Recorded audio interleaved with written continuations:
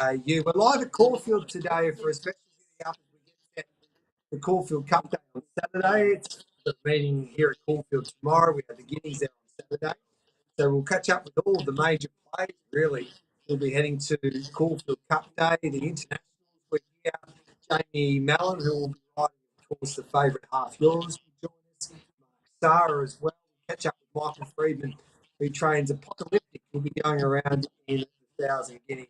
We'll touch on what's happening in Sydney as well as we continue to build up towards that Golden Eagle. Golden Eagle, I should say the Everest. The Golden Eagle's not far away as well.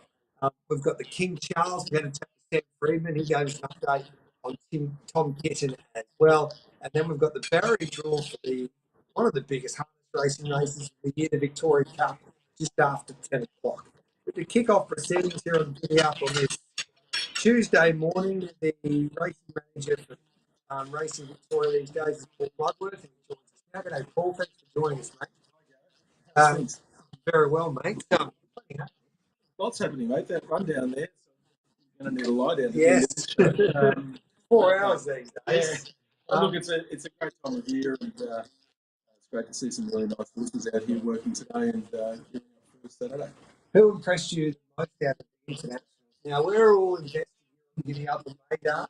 I think you indicated that also could be a play when you joined us a few weeks ago now. But a lot of our international experts gave us a great push for Megan, and he put us west wind blows, so we all jumped in. He looked a treat today. He looked great. He's a very uncomplicated horse.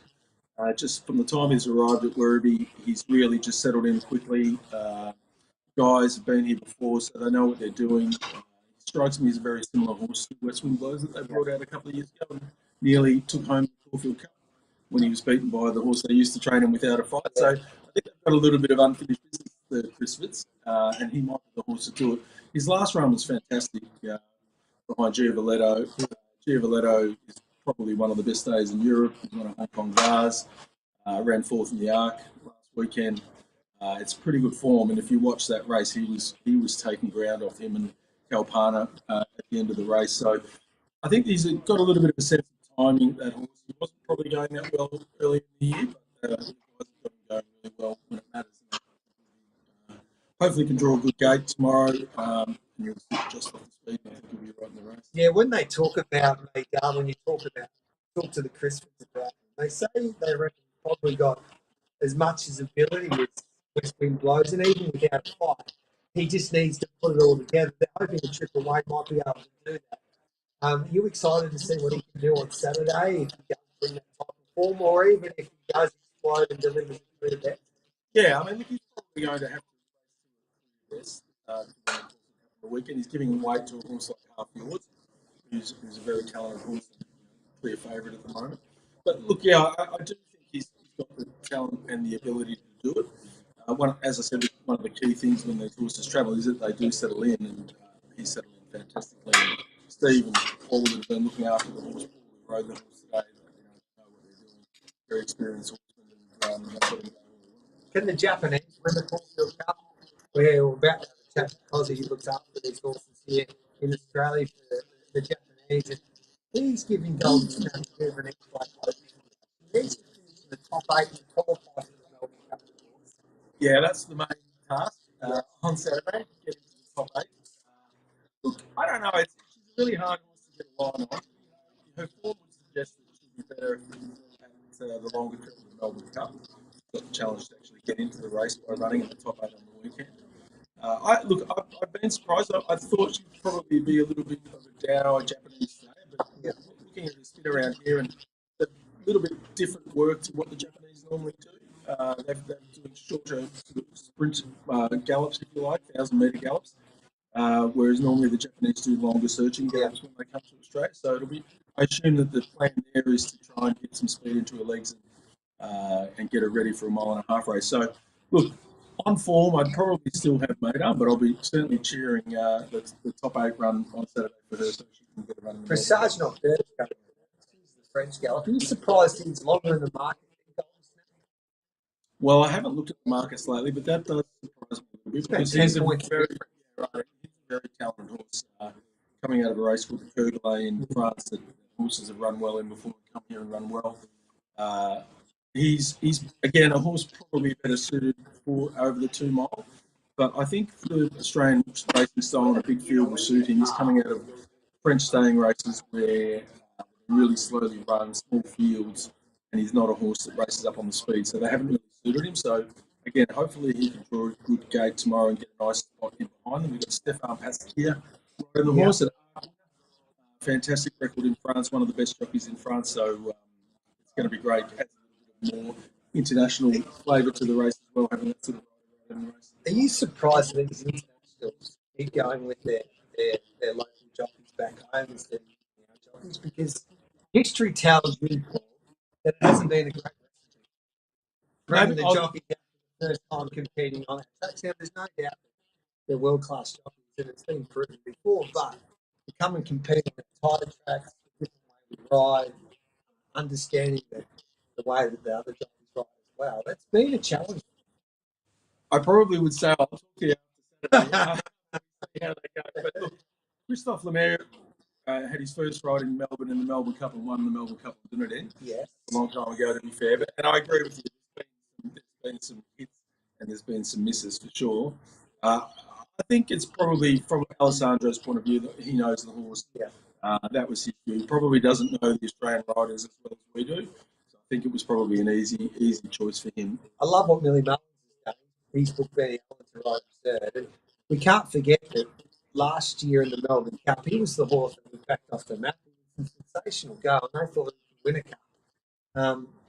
Reading between the lines, I don't know what you reckon, but they tell me he might be better off in the Caulfield Cup than the Melbourne Cup. I've always thought he would be better. Probably not the first year because he came off winning the E-Ball, but it looked to me like he didn't really get the 2 miles in his first year. Now, last year, you could say he did. He ran 5th, only beaten a length and a half.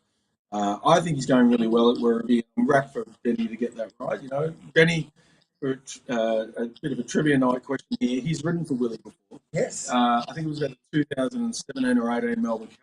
Joe Moreira was booked for a horse called Thomas Hobson of Willie's. Yes. And he had a fall earlier in the day and he stood down for the rest of the day. And Benny was the leading apprentice at that time. And we were searching for a jockey because they were all taken. Yeah. And Benny was the last man standing. And he rode it really well. So, and funny enough, when Ben rode his first Group 1 winner, Willie sent me a text saying, "Can you say congratulations to Benny for winning that?" So it's a good little bit of synergy there. It's great for Benny. It's a great opportunity for him. He's riding really well. So hopefully he gives him a good ride on Saturday. And being in Ireland during our winter, like we talk about Adrian Bryan being the biggest trainer in the world, and he is one of those, there's no doubt about that. But when you go to Ireland, Willie Mullins is a superstar. Obviously, with his days over the Cups, Aidan was before he took up the role with Cornwall. But Willie Mullins is a legend of the game, and he's been great to support our races. He's sensational as well. It would be. He's had lots of throws at the stumps. He's won some of the minor races. He's just never been able to get across the line in one of our Group 1s. He's run second in the Melbourne Cup. So he's got very close.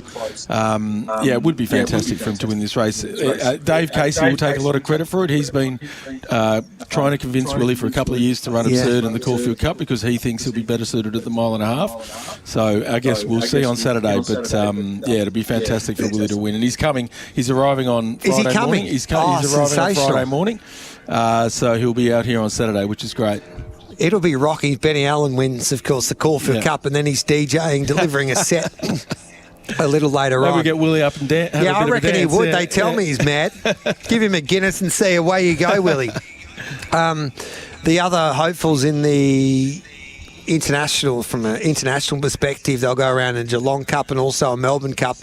Al Riff has arrived, has he, or is he...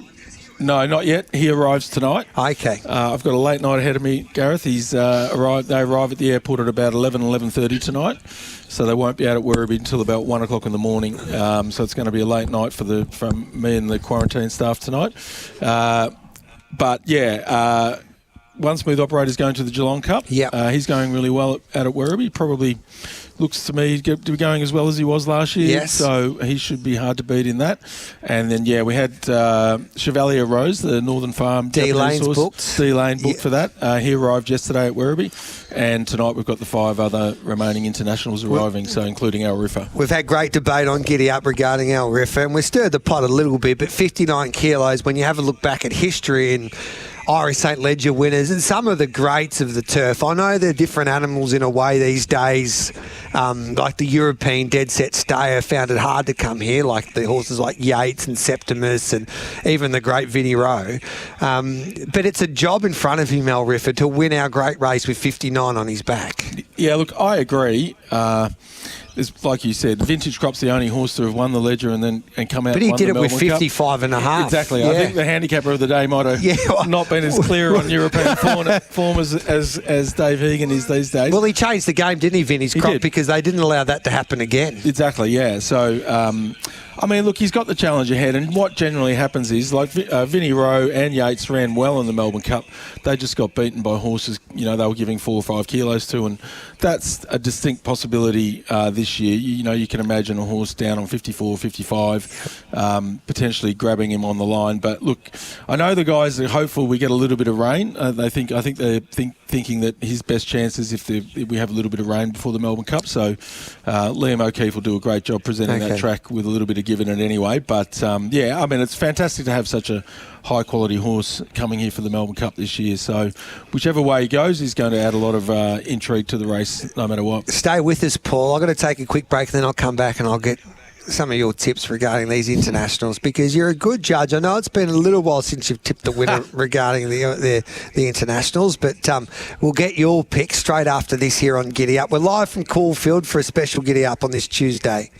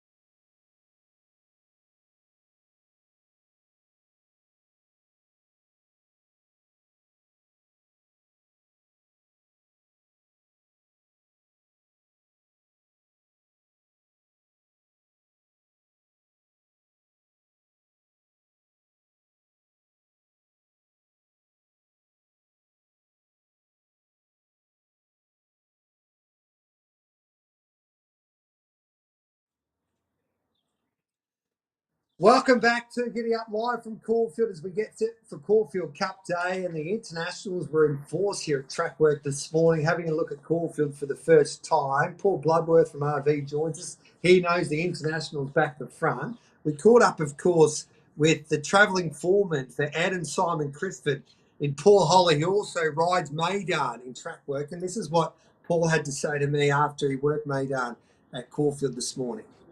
He had a look at Caulfield for the first time. Were you happy? Yeah, very pleased with him. He's done everything right, really, what I want to do. He sort of changed leads up the straight and was on the right leg on the bend. So, yeah, no, I was very pleased with how he handled it. Simon and Ed Crisford have had some success here without tasting the biggest success. West Wind Blows and Without a Fight have been competitive. Of course, Without a Fight went on to win a Caulfield and Melbourne Cup. How would you compare those two horses with Maidan? They probably had a little bit better form coming out here, but this horse he's improving all the time. I think he's learned how to race properly, and I think he keeps improving. And his form was probably a little bit more similar to West Wind Blows, and he didn't do too bad when he was out here. Hopefully he can go one better this time. What's his racing pattern? He won't be too far off the pace. I'd say he'll be in the first 6 or 7, and he'll just settle in there and hopefully come home good up the straight. Yeah. So Andrea Seni takes the ride on Saturday. He's never ridden the horse before. No, he hasn't sat on him before. No, like I say, he did used to ride for us quite a lot, but yeah. I don't think he's ridden. No, I don't think he would have ridden him because he's been in Hong Kong for a couple of years now, so he wouldn't have sat on him. Is he a better Caulfield or Melbourne Cup hopeful? Going into the Melbourne Cup distance, it was sort of still slightly a bit unknown with it, but he settles a lot more in his race now, so I think he probably would get the Melbourne Cup trip, but it's probably at the moment, the Caulfield Cup is what he's been running over, so we'll have to wait and see, get this one out of the way, and then hopefully he will be all right in the Melbourne Cup. All right, then can you compare him, say, when he settled in with West Wind Blows and those type of horses when they come here, or is it just a wait and see with these internationals once they get off the plane?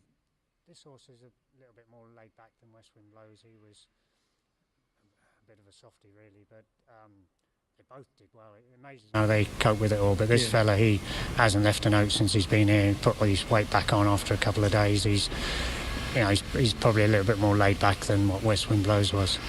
We wish you the best of luck. Cheers, thank you.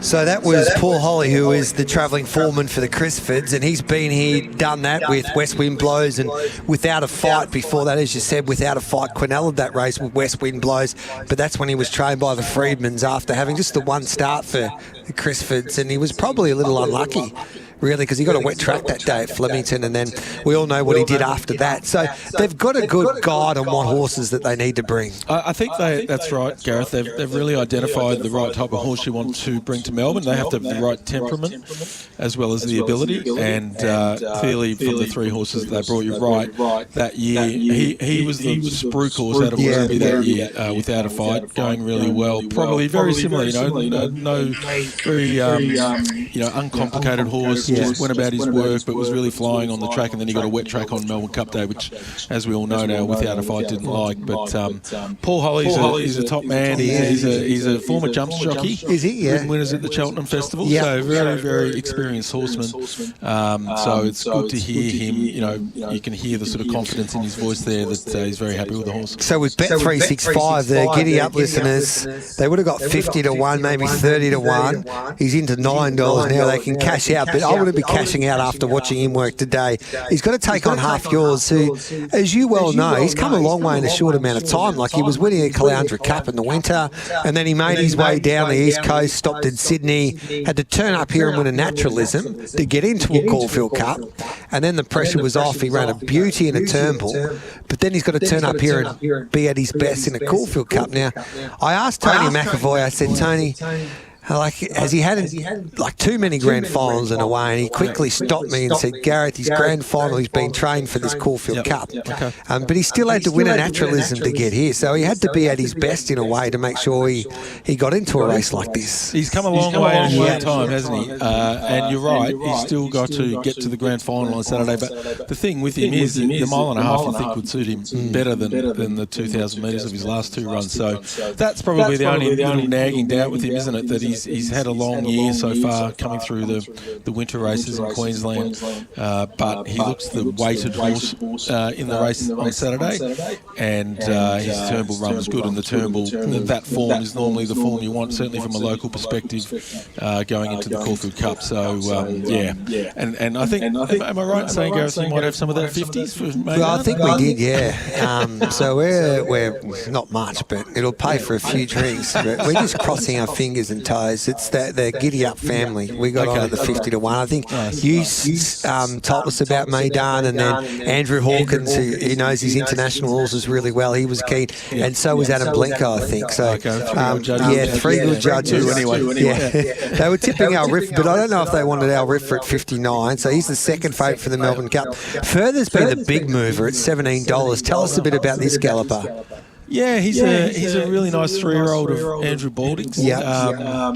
And he actually ran at Newmarket when I was there, and he was beaten out of sight by Aiden's horse Scandinavia in a race called the Bahrain Trophy. So I thought that any Melbourne Cup plans were off the table there, but he led that day, and I don't think it suited him. And then he came out and won at his next start at Newbury, I think it was, in a Group 3 race, and was super impressive, beating a horse called Epic Poet. Who's an Epic Poet's a sort of bit of a journeyman horse, but travelled around the world and been competitive in sort of this quality of race. And then he ran in the Ledger, and he got a soft track there. If you actually watch the Ledger at about the 1,000 metres, I think Ocean Murphy rode him. He was absolutely bolting, and just when he let him went for him, there wasn't a lot there, maybe on the soft ground. I think Andrew, even at that point, it was looking probably less likely that he would come.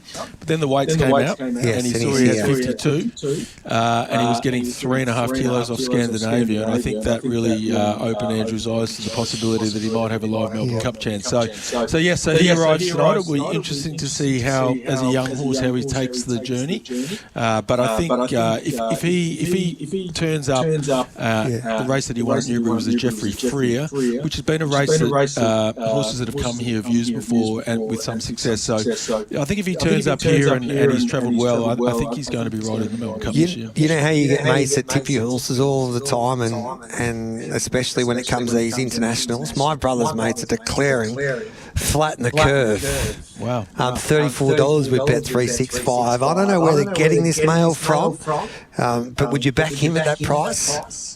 I wouldn't say no. He's a really hard horse to get a line on. He's got an interesting backstory. It's trained by Hank Greve, who trains in Cologne in Germany. And but he's only had him for 6 starts. Before that, he was trained by a very small French trainer who I've literally never heard of. He's had it for 6 starts, won 5 of those 6, and the only miss was he went to America to race in the Belmont Cup that Parchment Party won, and that race was moved from the grass to the dirt at the last minute, and Hank was very unhappy about that. But he's won every other start all on the grass. But it's just very hard to get a line on his form. His rating's 109 now, so I think he started off on about 80. Yeah. So he's progressing through the ranks, and his last win in America was really good. And probably the best thing about that was it was on firm ground. So you can tick that box with him, but really hard to get a line on him. So you could make a case for or against. So I'd probably, if in your friend's point of view, make the case for, and you take the $30. And we also want to back Goody Two Shoes for Jason O'Brien. Kevin Blake said, well, when he joined us, he's the great Irish tipster who tipped the Derby Plonk, the Epsom Derby this year. He works closely with Joseph O'Brien as his racing manager, basically. He told us that you'd probably want to be backing her rather than Al Riffer at the weight. She needs a firm track, and she needs to get into the race. But it looks like she will now, won't she? I think she'll almost certainly get in. Yeah, I think she's actually inside the top 24 now. So, and we've got second decks for the Melbourne Cup today, so she should be fine to get a run. It's great that JP McManus is bringing a horse out. The legend that is JP McManus. I'm hoping that he makes the trip. We're still waiting for that to be confirmed, and it'll be his first Melbourne Cup runner. You're right, and it's what we were talking about before with Al Riffer. It would be ironic if the stablemate knocked him off.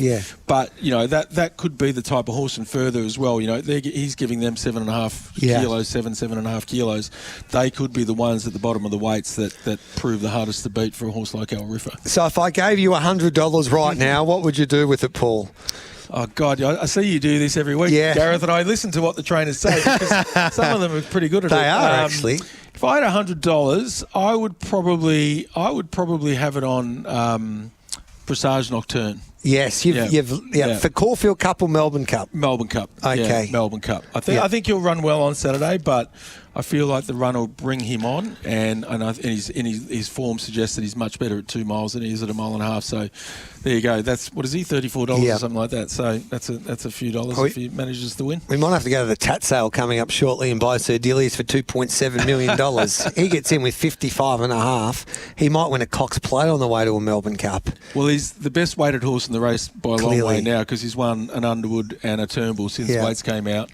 That was a little bit. Buckaroo was similar last year. He won the Underwood and ran second in the Turnbull before he ran second in the Caulfield Cup last year with a lighter weight. Then I think Dave would like to have another go at Sir Delius, but unfortunately Bad luck, that's Dave. the way it goes. Yeah. Well, I mean, I guess with him the unknown is the 2 mile, but he just looks like a lead up the 2 mile, and I think if he was going around here on Saturday, he'd probably be a short price favourite. Last question before we let you leave: the Caulfield Cup. Is there any possibility that to get some of the Melbourne Cup hopes that don't want to get a weight penalty, where you just don't give weight penalties out for Caulfield Cup winners? Do you think that will ever happen? We actually tried that. Did you? Gareth, a few years ago, yeah. It didn't work out very well, it's fair to say. I mean, look, Dave, he doesn't penalise the Caulfield Cup winner greatly these days. But Sir Dillius, would he been in the Caulfield Cup? Well, possibly, yeah. Possibly if the penalty wasn't there, and that may be why he's going to the Cox Plate. But, I mean, he's probably going to start favourite in the Cox Plate, so it's not like he's out of place there. Look, I know what you're saying, but they're handicaps. You know, it's a Group 1 handicap worth $5 million. Yep. If they all go to the next race, which is the Melbourne Cup, the horses that get beaten probably have to get some sort of advantage on them. But I would say, whatever it is, because of the weight scale this year in the Caulfield and Melbourne Cups, it's likely that even with a penalty, you're going to carry less weight than you've got carried in the Caulfield Cup. So that probably evens itself out, and that's enough handicapping from me. We'll let you go. You're a wealth of knowledge. We could talk to you all day about these international runners. It's exciting to see the Japanese here, to see Maidan for the first time, and I reckon it adds a lot to our carnivals, and looking forward to seeing what happens at Caulfield. Hopefully there's no rumours around the quarantine centre at Werribee leading up to one of our bigger races, like what happened with Kane Rising there at Canterbury. But as you pointed out, you can't hide your horses at the quarantine centre because everyone can see them, basically. Well, that was the strange thing with it because, I mean, I know at Werribee we've got cameras everywhere for starters, and they are watched day in, day out by a multitude of vets and various other people, including our government. So it didn't ring true, and we have the same quarantine manager that manages Werribee and Canterbury, and I rang him on Sunday night, and he just said it's complete nonsense. The horse is fine, trainer's happy. So anyway, I guess it's a little bit disappointing that happens in the lead up to a race, 100%. but I will be keeping my fingers crossed that nothing like that happens at Werribee this year. What a world we're living in at the moment, Paul, but we appreciate your time, mate, and enjoy the rest of the week and enjoy the rest of the carnival. Yeah, thanks, Gareth. It's looking forward to a great day's racing tomorrow, but also a great day's racing on Saturday, so it should be good. Good on you, Paul. Paul Bloodworth there from Racing Victoria. We'll take the news right now. We've just run a little late for the news, and then we'll come back with plenty more on this Tuesday morning. We're live for Caulfield for a special Giddy Up.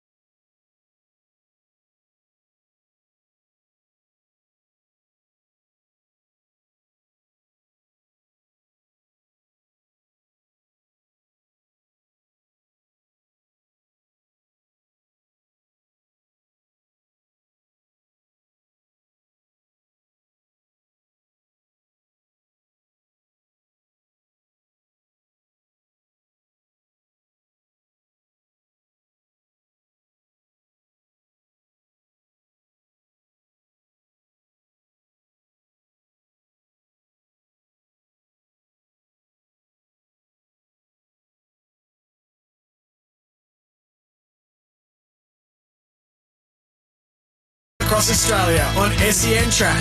Giddy up with Gareth Hall.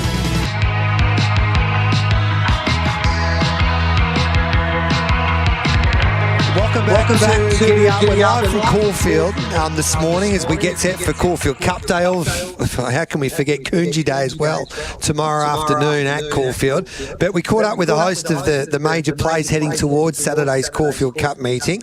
And the internationals, as you just heard with Paul Bloodworth, were in full force this morning. And Golden Snap will be representing Japan. Kozi Kawagami, who looks after the Japanese when they arrive in Australia, he was with the team there of Golden Snap's team, and I caught up with Kozi this morning after the track gallop of Golden Snap, and we also asked him about the other Japanese horse here in Melbourne for this year's carnival, and Chevalier Rose that'll be heading towards the Melbourne Cup, and of course Damien Lane has been booked to ride Chevalier Rose. Kozi Kawakami joins us. Of course, he looks after the Japanese when they arrive in Australia. Kozi, great to have you on Giddy Up once again, mate. First of all, Golden Snap. She needs to finish in the top 8 to get into the Melbourne Cup, but can she win a Caulfield Cup? Yeah, I think the connection is quite confident. Obviously, without a confidence, we're not going to come over here to risk that top 8, to run the Melbourne Cup. But yeah, we definitely get her really fit and super fit and ready to go for a Caulfield Cup as well. Yeah. She galloped super this morning, and trainer and the jockeys are really happy with her. What kind of horse is she? Oh, she's it's like probably a bit of an upcoming stayer. She's not proven over group races yet. She ran fourth in Group 2 Stayers Stakes last year. That's probably the best finish in the group race. But she's been competing against really nice horses, and obviously light handicapped, which is really important for these handicap races. And yeah, I personally think she's a really right horse for the spring. What's her racing pattern like? Oh, she's excuse me. That's all right. Kick back in as well. Yeah, that's all right. Yeah. So she's got really nice long, strong speed in the last 3 furlongs. So she's probably gonna get back to the midfield and lands home strongly. And then you've got Chevalier Rose, the other Japanese horse that's not in a Caulfield Cup but in a Melbourne Cup. Damien Lane's been booked to ride, which is a great booking. Yeah, that's right. Obviously, he's a Northern Farm horse, and Northern Farm and Damien Lane's obviously got a really strong connection to it. So obviously they managed to book Frosty, which is great. And he's a proven stayer. He won the Group 2 Stakes last year. Also the Kyoto Daishoten over 2,400 meter race. It's a little bit patchy with his form this year, but when he's at the top, he'll be really hard to beat. Beautiful. They went close last year, the Japanese in the Melbourne Cup. It's been a while since you won one of our big dances. Can this year be all year, Kozi? I definitely hope so. It was that close last year. We actually thought we won it after the winning boss. And that was quite exciting. But obviously, since the Delta Blues won 2006, we've been, hoping to win one again. And hopefully this year is year, because actually that guys who's looking after Golden Snap, they're actually coming from a Smee stable. Yeah. The trainer of Delta Blues. Yeah. So hopefully they can win one for So they know what they're doing anyway. If I gave you $100, what would you do with these Japanese runner? Would you have it in Golden Snap in the Caulfield Cup, or wait for the Melbourne Cup? For the Golden Snap, you mean? Yeah. Well, I think she's good each way chance in Caulfield Cup with good, good value there for sure. Because we think she's good enough to be right up there. But obviously will probably be better in the Melbourne Cup as well, because she's a good slayer. Good on you, Kozi. Go and get it, mate. We appreciate your time on Giddy Up. No, thank you. Great to catch up there with Kozi. He does a wonderful job with the Japanese horses, and they've got a couple of nice chances here in, one in the Caulfield Cup, Golden Snap, who needs, as I said, needs to finish in the top 8 to get into a Melbourne Cup. But she's been well supported with Bet365. But there's been a bit of a tip around for Chevalier Rose as well in that Melbourne Cup on the first Tuesday in November. You're with Gareth Hall here on Giddy Up on a Tuesday morning. Don't miss the Sportsbet Caulfield Cup this Saturday. Tickets are just $60 at Ticket Tech. We'll take a break. Josh Rodder, the racing manager at the MRC, will join me next.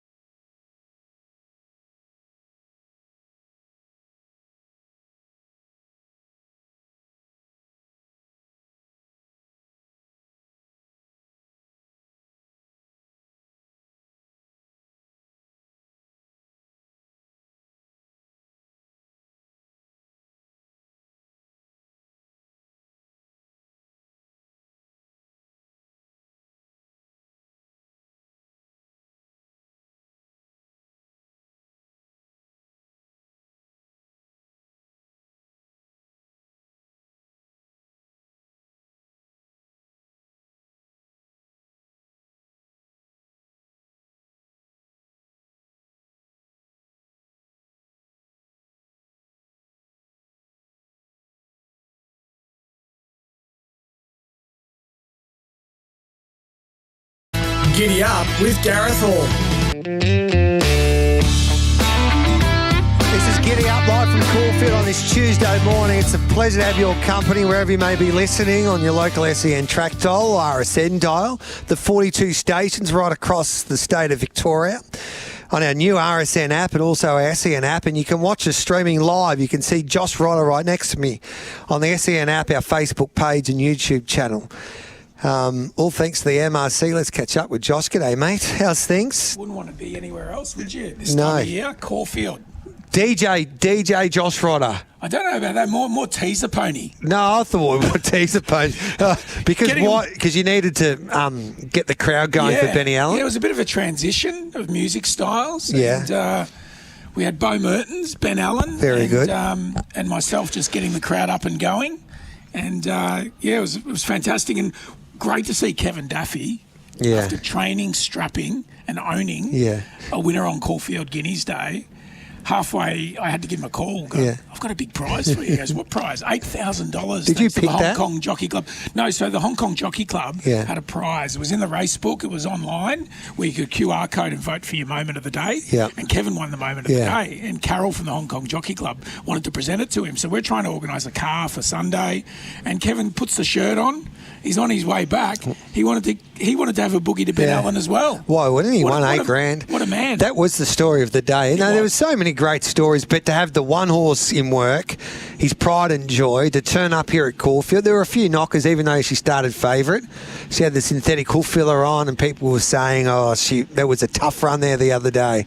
So she bounced back and won nicely, and the emotion there from Kevin after the race was just sensational. It's the thing I first fell in love with in racing when I started working in the stables and coming to the races is, we saw early in the spring everyone said Yulong's going to win everything. Yeah. No one's got any chance. No. We get to Caulfield Guineas Day. We have Kevin Duffy, Charlotte Littlefield, Clayton Douglas. It was a great mix of results. Yeah. And the feeling on track was fantastic. But racing's just a great leveller. It is. It is. Because if it was that easy, yeah, everyone would be doing it. But it was great to see so many young people on track. Yeah. In the public areas and the members, they looked. We're going to speak to Kevin Daffy after 10 o'clock as well. Fantastic. Everyone was, and the young generation, so sharply dressed. Yeah. Really impressive. Have you noticed that? Yeah, when I was at Moonee Valley there on Friday night before the grand final, you saw Pride of Jenny and the Manicato. It was amazing to see the younger generation. A lot of the Giddy Up listeners were out there. It was great to see. Well, even our old mate Trent Laneskill, who's in the commercial team here, we took him down to our reinvention clinic down at Nick Turnbull and Louis Trotter down at Hardy Amy's. Yeah. And even he was at the top of his game. Unbelievable. Wait till you see him Caulfield Cup Day. And do you know what I've found in this beautiful game that we're in these days is that the different mindsets and the way that the younger generational type of racegoer goes compared to the generations above them in a way, and they've got a different mindset. They want different things. Yeah. They listen to different content. They go about their race day a lot differently. They're a lot better behaved than 35 years ago. Do you reckon? My generation, Yeah. I think so. Yeah, I think it's great for the game at the moment, and we'll see. On Saturday, the track I thought played superbly. I know different people had their different opinions, and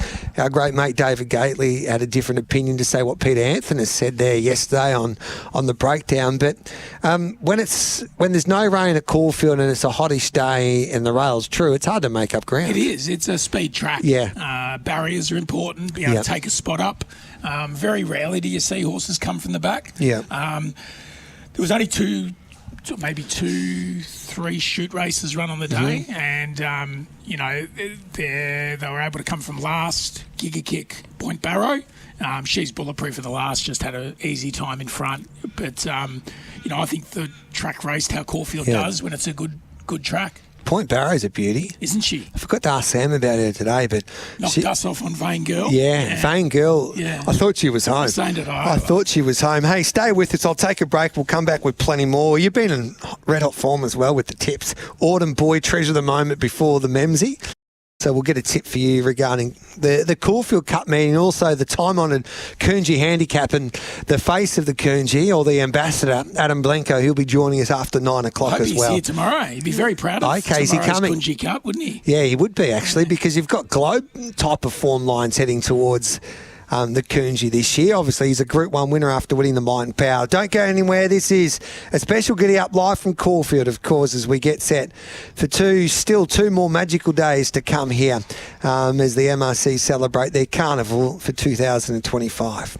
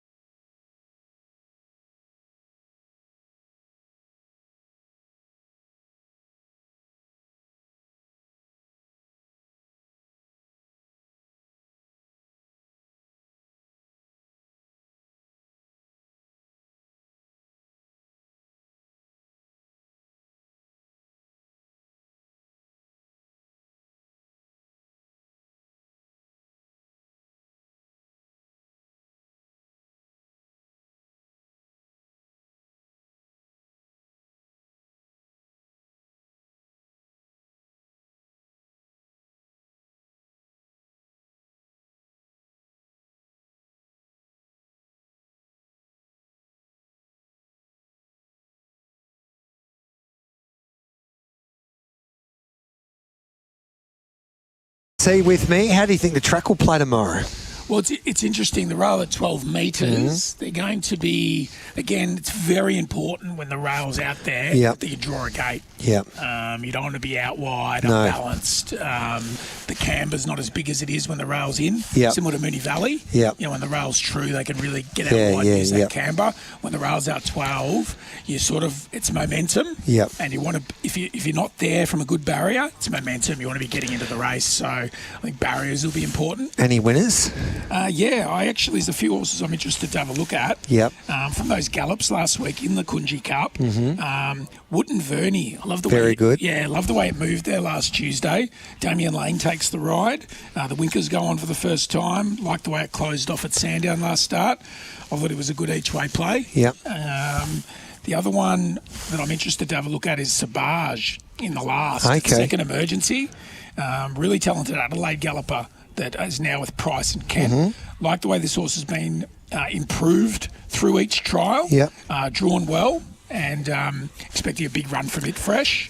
About 30 seconds. Yep, and the other one I'm keen to look at is Zambardo in race 6. Wow, it was some win at Sandown. It was. Gave me the feeling of another horse with a Z in those colours. No. But just the way he moved, let down, so smooth. Yep. So I think he'll be really hard to beat as well.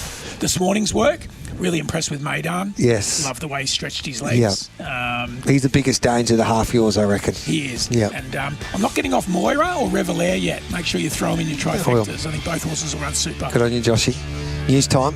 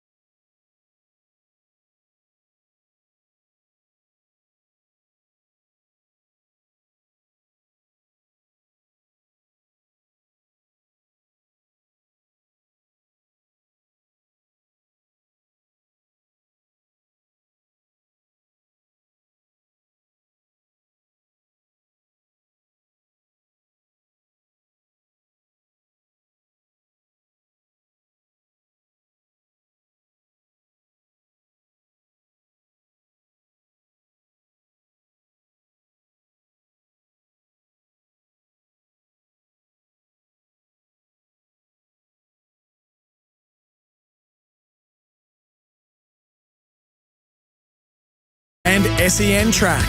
This is Giddy Up with Gareth Hall.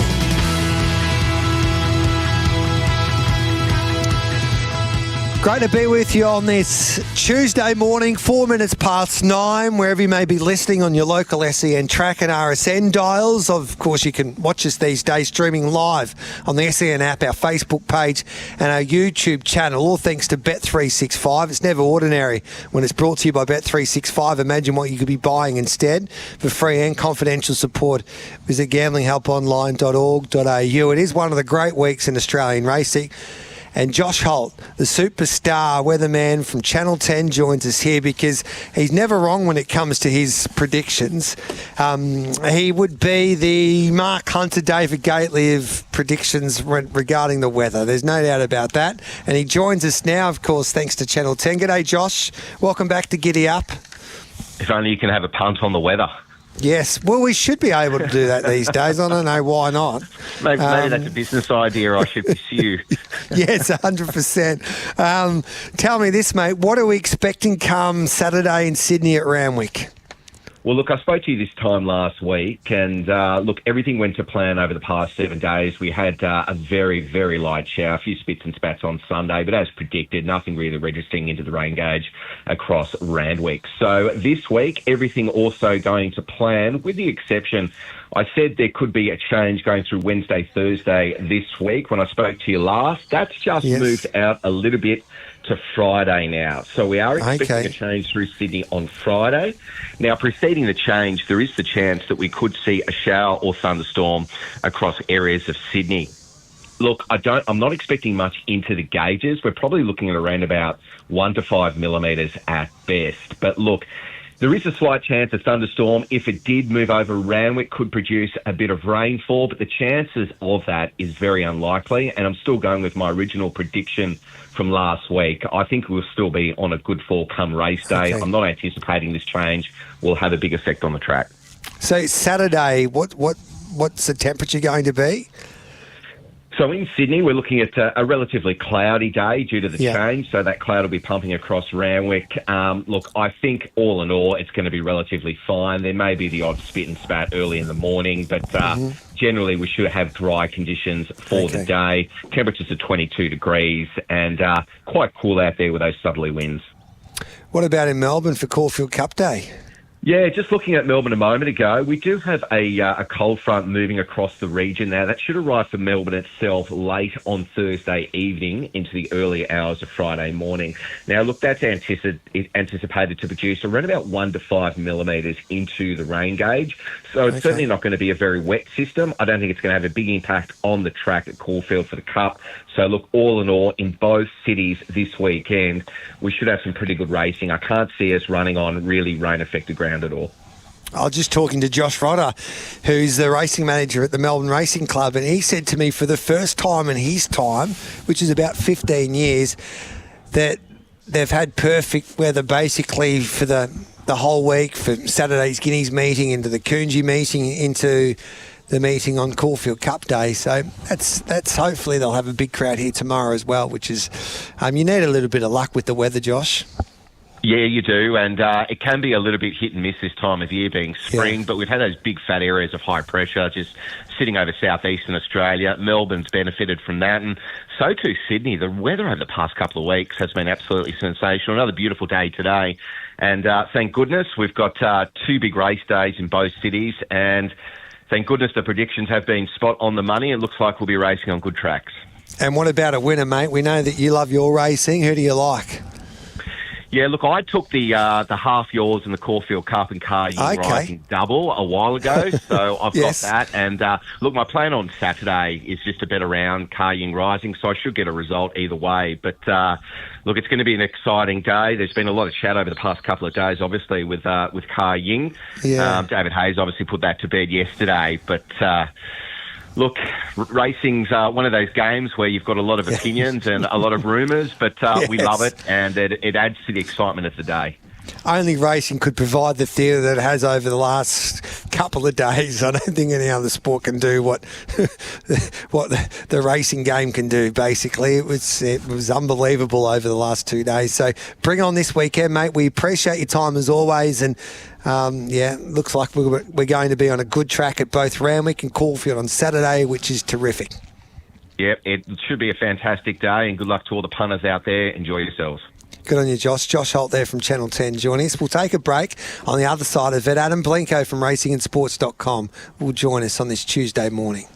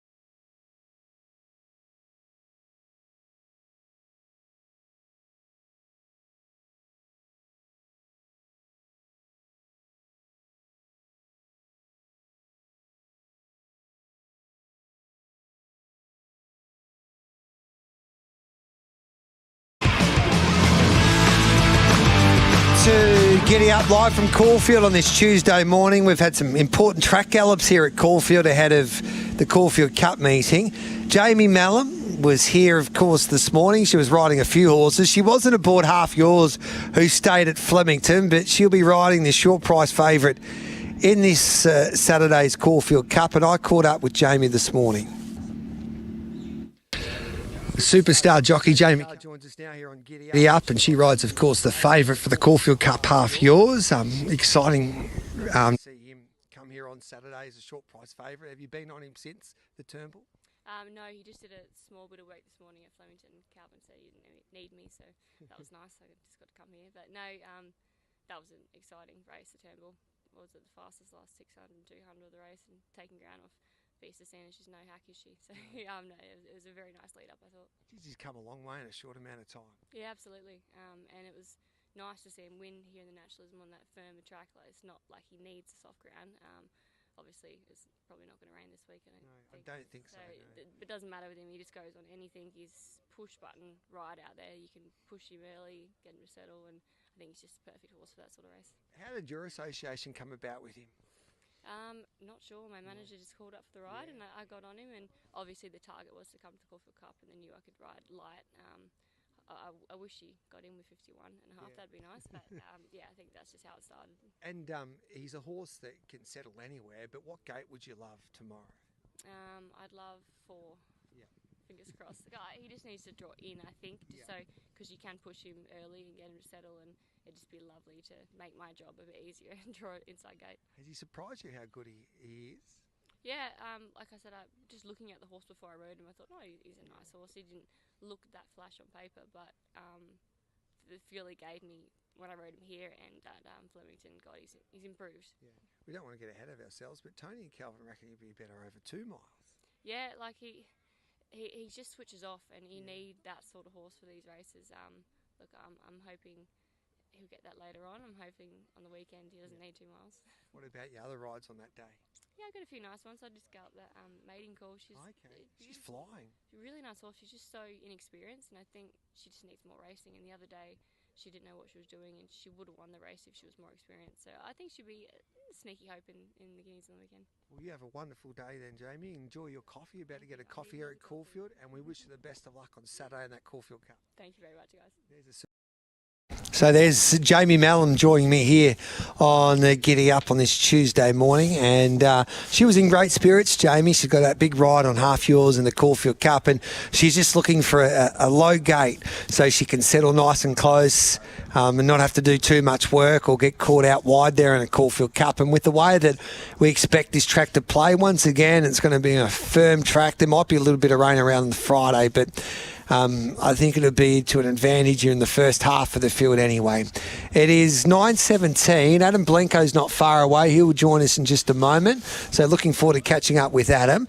But also this morning I caught up with Mark Sarr. He's got some nice rides. He'll be riding 10 Tyrus in the Gothic for Sam Freeman and Godolphin. He'll also be riding Middle Earth in this year's Caulfield Cup.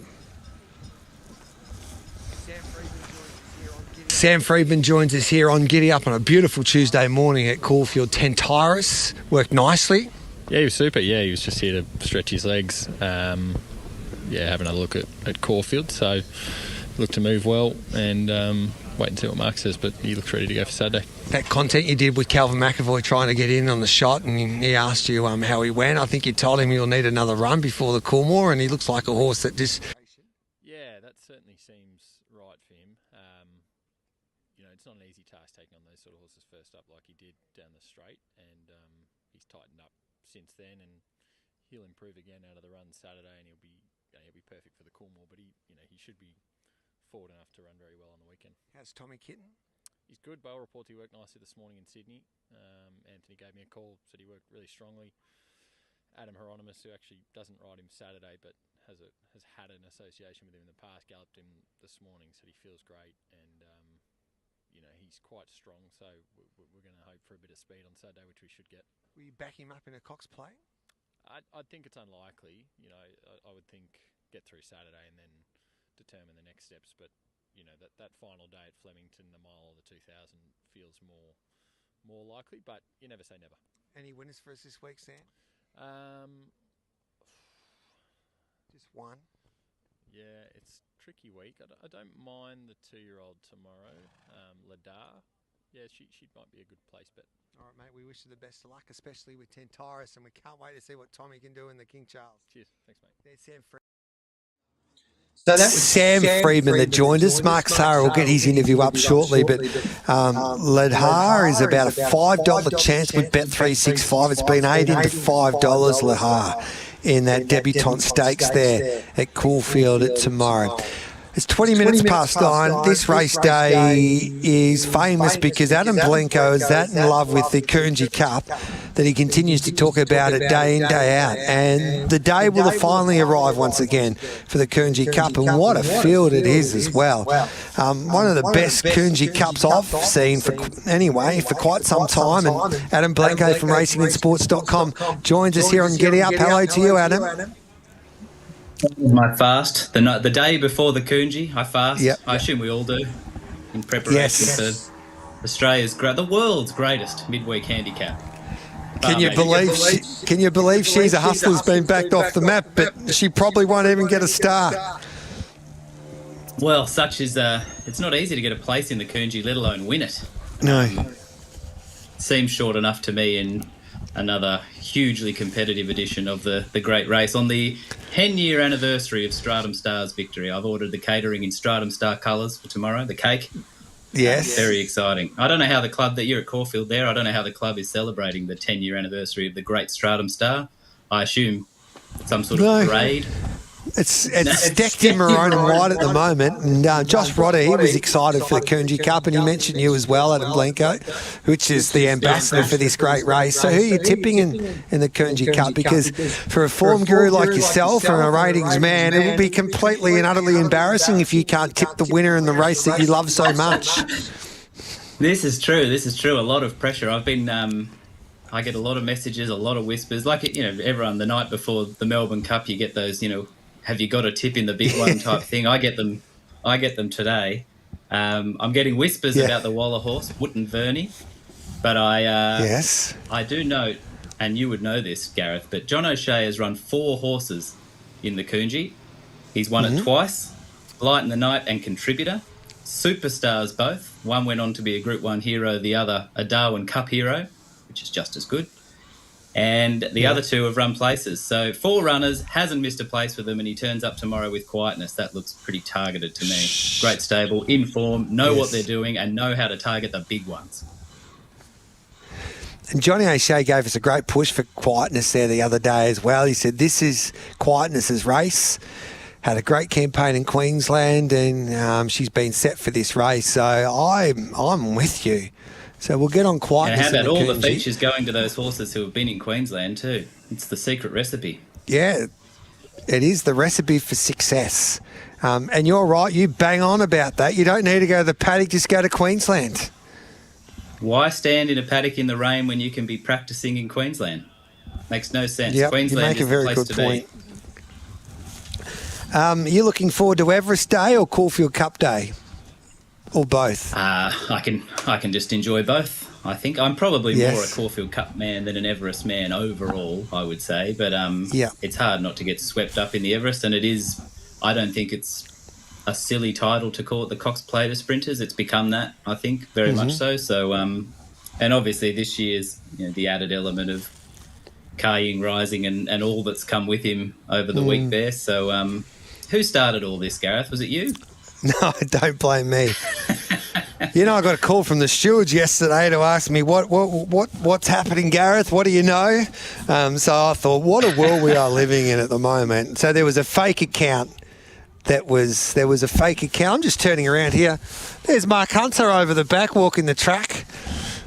It's hard to get a comment out of him if you don't pay him, so we'll see how we go.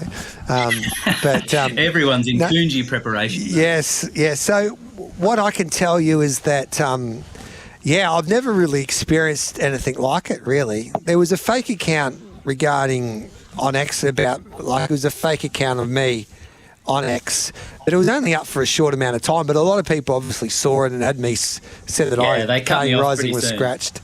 Yeah. So, but the rumours started on Friday regarding Carling Rising.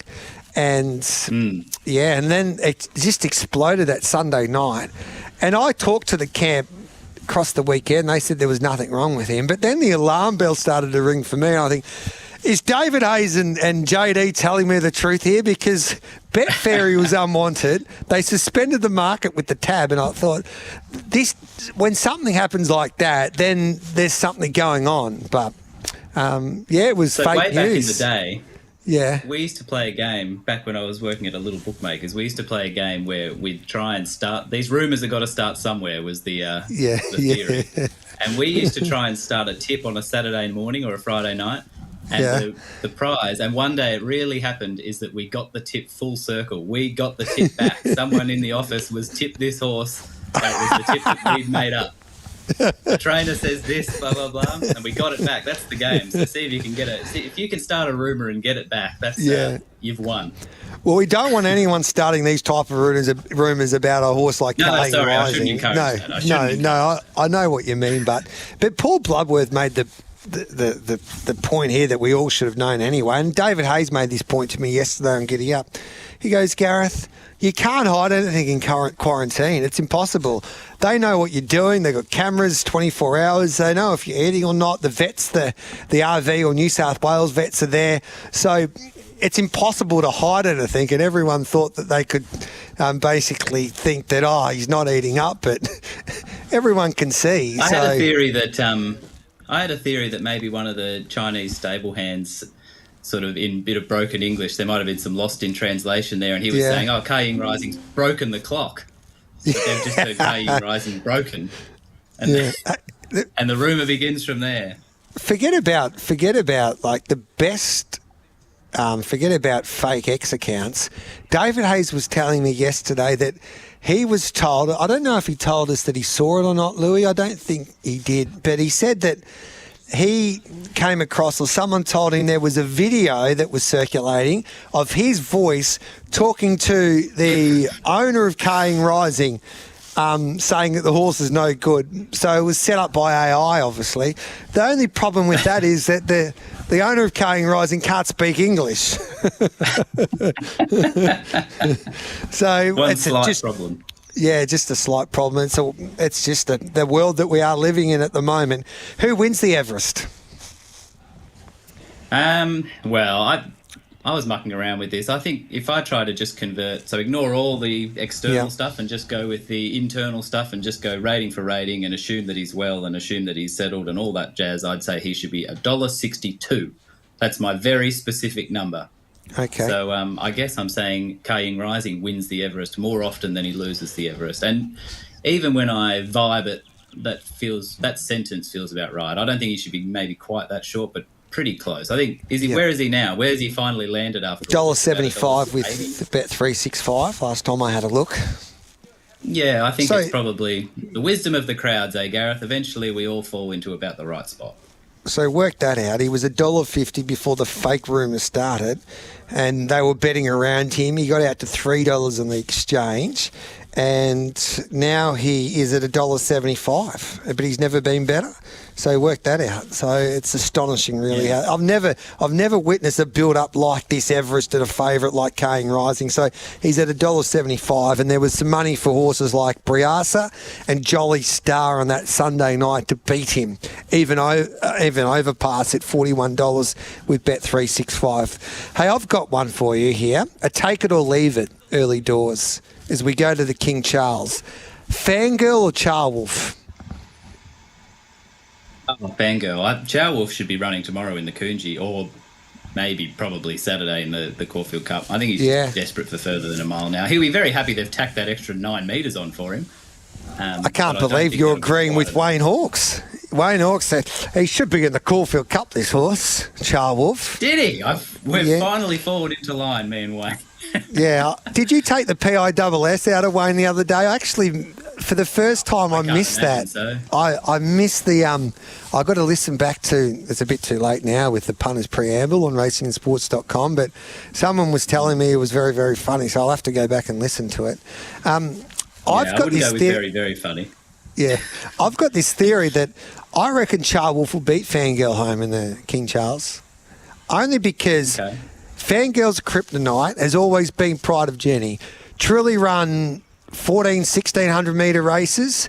She's vulnerable. Pride of Jenny will open her up once again. I reckon it's the perfect setup to see the best of Char Wolf on Saturday. He'll get his chance to. There'll be no excuses. He'll get a truly run race, and we'll see if he's good enough to finish over the top of them. But I reckon he'll beat Fangirl. Yeah, no, it's an interesting theory, and there is some merit to that. You're right, a more strongly run race. Strongly run race, extra 9 metres. It's all in Char Wolf's favour, but I think he's just treading water, looking for further. I think he's probably going just fine. But, yes. I think he'll really want Jenny to really bust him open. I think if he's able to, that strength and stamina that he does have comes to the fore then. We'll take the news. It's right on 9:30, and we'll come back and talk about the features here at Caulfield, including the Caulfield Cup on Saturday. Gareth Hall, Adam Blinko with you on Giddy Up on this Tuesday morning.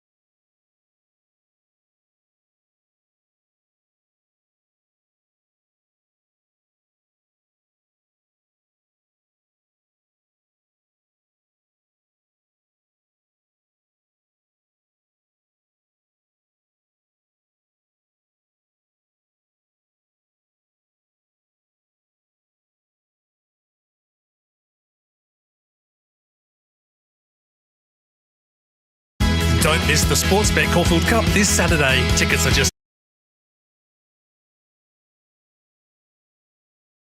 Giddy Up with Gareth Hall.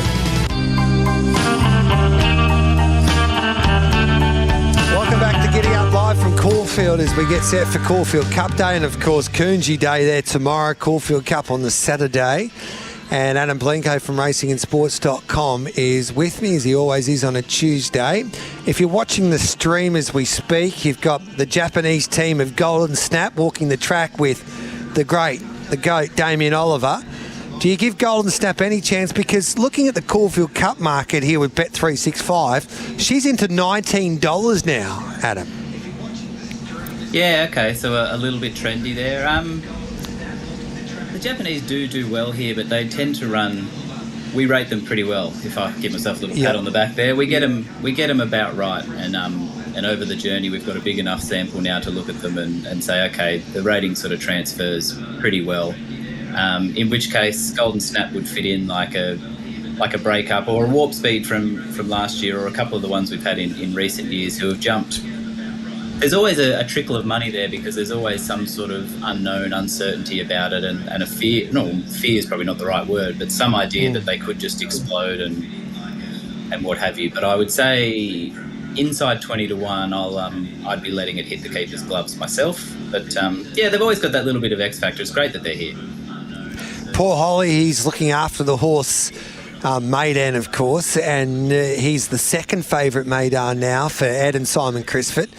And he spoke glowingly of Maidan's chances come Caulfield Cup Day, and he compared this horse to West Wind Blows and Without a Fight. He travelled with both those horses Without a Fight when he finished 5th at Flemington on a wet track, and we all know what Without a Fight did after that for the Freedmans, and West Wind Blows was close in a Caulfield Cup behind, would you believe, Without a Fight. So he reckons that this horse is an improving type, and he might just show his best there come Saturday. And if he does, in your opinion, what does that mean for Half Yours? That means that Half Yours, the promise that he's been showing in his, basically on the clock, running fast sectionals, running through the line like a horse who's going to get back to 1.5 miles. And we saw a massive clue on the Sunshine Coast there that 1.5 miles is his trip. He's only thrived since then. Another horse that's thrived off Queensland, Gareth. And he's the right favourite based on those sectionals, but what Maidan does mean for him is that he will have to deliver on them. He won't get away with, and none of these will get away with a, assuming Maidan is well, and that all sounds very upbeat, none of these will get away with being a soft Caulfield Cup winner. Maidan, you're getting fed good information there. He comes across with West Wind Blows. I know it's an easy comparison to make because of the stable thing there, but it is a really good comparison to make on ratings as well. So, and even in style, I think he's not... Maidan hasn't been as prolific winning, but the way he goes about it, and even the profile, the way he's achieved those ratings looks very similar to West Wind Blows. So it's a good like for like, and that sort of, if you like, that sets a nice little standard there that says, okay, this Caulfield Cup is going to take some winning. It's not going to be a soft Caulfield Cup. You want to step up and you want to run 120 and above to win it. Would you start Autumn Boy in All Globe in a Cox Plate after Saturday? I would start Autumn Boy, absolutely. I don't think he will. Autumn Boy, Globe, probably not. I think I'd be happy enough with what I'd achieved to knock them off there on Saturday, and it all worked pretty well for him. He got 2 horses to underachieve big time. He didn't fully nick that. He did to some extent, of course, but it was he was running away from them at the finish. So I can see the appeal again and why they're entitled to run away from that, thinking how good are we, and they are. But you'd probably, because they've got to pay up, don't they? They'd have to pay. It's a big bet. Yeah. No, Autumn Boy's in, I think. Autumn Boy's in, but they'd have to pay up with Globe. 200,000. Yeah. I'd probably happily just let them brawl it. A little bit like the team who wins the first final there and then goes off to let them brawl it out and wait for them in the prelim, if you like. Go off to Champions Day and hope that they sort each other out around the valley and turn up sore. Yeah, I'd pay out for a Cox Plate. Last Cox Plate, tell your mates, hey, we're in the Cox Plate. We'll be leading for a long way past the school. Why not brag and say I've got a horse that's ready to go? Treasure the Moment in Buckaroo. I think they're going to make a decision shortly regarding Buckaroo, whether he goes to a Caulfield Cup or a Cox Plate. Still no news on Eliana just yet. So I think the Cox Plate probably needs a horse like Globe. Wayne says he's going to tell John to start nepotism, but whether John listens to him or not. Does John listen to Wayne? I don't know. Sometimes I reckon, yeah. Sometimes, yeah. That would be optimistic, I suppose. But I guess Wayne would go and point at Seamus Award and things like that and say, look, 3-year-olds go well here and we can have a flyer at this. And surely, all too hard. On his back in the history of a Cox Plate, they'd at least be aiming up at getting into a better spot than nepotism has been putting himself into. Because at the moment, he's, I know he's probably, was he a touch stiff there in the Caulfield Guineas in the run home anyway? Yeah. A little bit. But he's his own worst enemy because he's like a football team that doesn't show up for the first quarter and then, you can finish all you like. But if you don't play well in the first quarter, you don't win. You're not unlucky. You're just bad at first quarters. He really needs to improve where he puts himself in the race. That's a big deficiency. Totally agree. We've got to go, but last one before we let you leave. So just recap your Coonji winner there tomorrow and your Caulfield Cup selection, please, Adam. Coonji winner will be Quietness for John O'Shea, one of Yes. the greats of the Coonji, John O'Shea, and in the form of his life, I would argue that stable as well. So Quietness for me in the Coonji, and Caulfield Cup. I better come up with something trendy, something a little bit off. I can't just go tipping the market here. Swing for the fences, maybe Adelaide River. Okay. There you go. That's left field. You tip the Arc winner, and now you're tipping us. Yeah. Well, I'd say with Adelaide River is that if you go back to where he was in Europe, he is right in the thick of this with a horse like a Maidan, and there was a good enough glimpse of it in the Kingston Town. Happy enough to excuse the Turnbull, which is was a stepping stone run to some extent. They didn't go fast enough for him. Higher pressure, mile and a half, and there was a hint there that he's not gone. And if he's not gone, he's they'll bet you whatever price you like, I suppose, on Saturday, 25s plus, and he's a better chance than that if he's there. If you can't see Adam Blanco tomorrow, just look for a man dressed in maroon and white, and you'll see him here at Caulfield on Coonji Day. Enjoy Caulfield, mate, and we appreciate your time as always, and we'll catch up with you next week. Speak to you next week. There's Adam Blanco from racingandsports.com. Guy Mulcast, the man that picked out Autumn Boy, will be my special guest for Breeding Bloodstock and Banter next here on Giddy Up.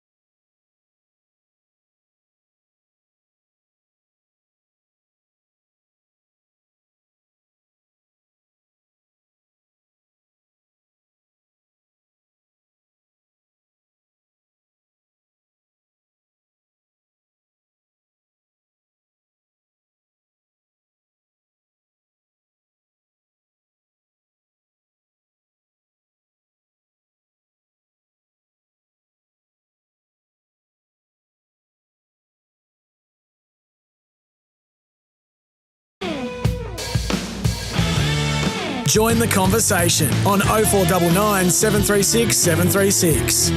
Welcome to Breeding, Bloodstock and Banter with Gareth Hall and the captain. Let's catch up with Guy Moldcaster here, as we always do on a Tuesday morning. Captain, hello to you. Congratulations, first of all. I saw you in that winner's photo there after the Caulfield Guineas with Autumn Boy, a horse that you purchased.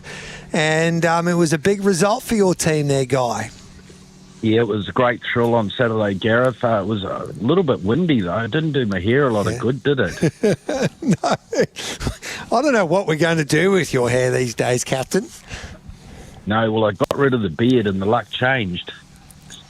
The Autumn Sun, boy, is he having a run at the moment. Yeah, 2 Group 1s in 2 weeks. Very good. How good's Autumn Boy?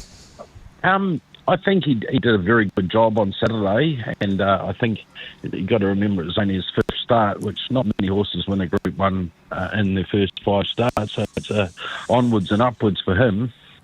Would you go to a Cox Plate with him? That's not really a decision I would make. No. What would you recommend? I wouldn't recommend anything. I'm in charge of finding them. I'm not in charge of training them. Yeah. I knew you wouldn't give me anything today, Captain, but I had to ask. Well, I mean, you've had so much news. Some of it's true, some of it's false. I thought you'd be inundated with it. But he's a good horse, Captain. Were you expecting him to sprint like he did once he saw some daylight there on Saturday? It was one of D Lane's, was a peach from D Lane anyway. Yeah, it was. Like imagine if he'd sat and waited and then the run didn't come, you'd be feeling sick, wouldn't you? But he obviously knows that track very well, D Lane, and he was on his bike. He got him going, and when the gap presented, he just charged through. So that was the easy part of the watch, really. The Autumn Suns are interesting ones because I listened to what Chris Waller and John Massara have to say about the Autumn Glow, and listened to the jocks who ride her as well, saying that she might be a better horse that's a 6 furlong to a mile horse in a way. What about Autumn Boy? What do you think his best trip would be, Guy? I think we're still learning about the horse, really, and you got to remember it was only two weeks before that he ran in the Golden Rose, and things didn't really go his way. I mean, you saw the real horse on Saturday, and I think if he went to 2,000 metres, you might even see a better horse. Oh, that is exciting. What about Lady Shenandoah? How is she heading towards the Cox Plate? D Lane rides for C. Waller. I watched her track gallop on Saturday, and she did it very easily, and she looks like she's in peak condition. So tonight's a big barrier draw for that, but nobody's in charge of pulling the numbers out for this barrier draw. So it's up to the computers to tell us what barrier she gets. What are they doing for this year's barrier draw?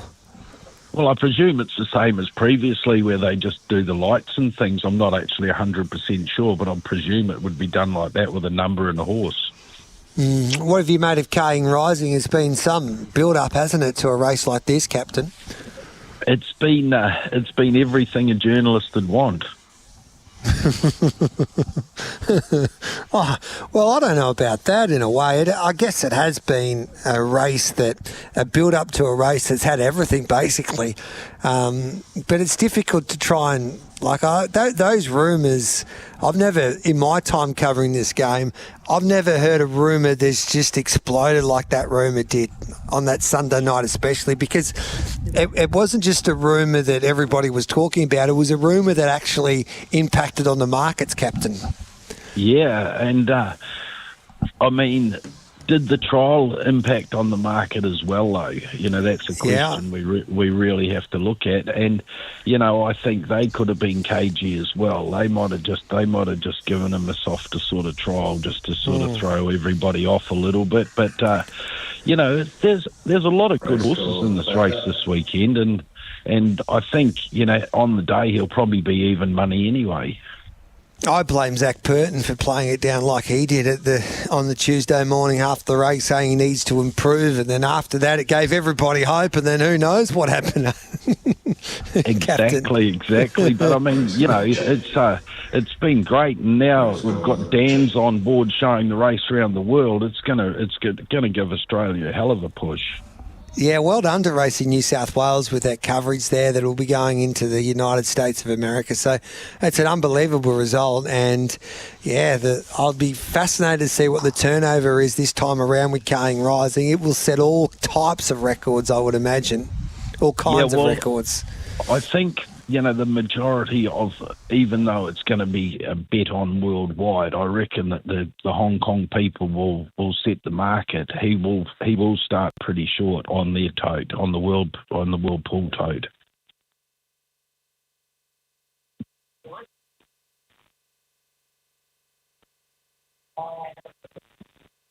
You there?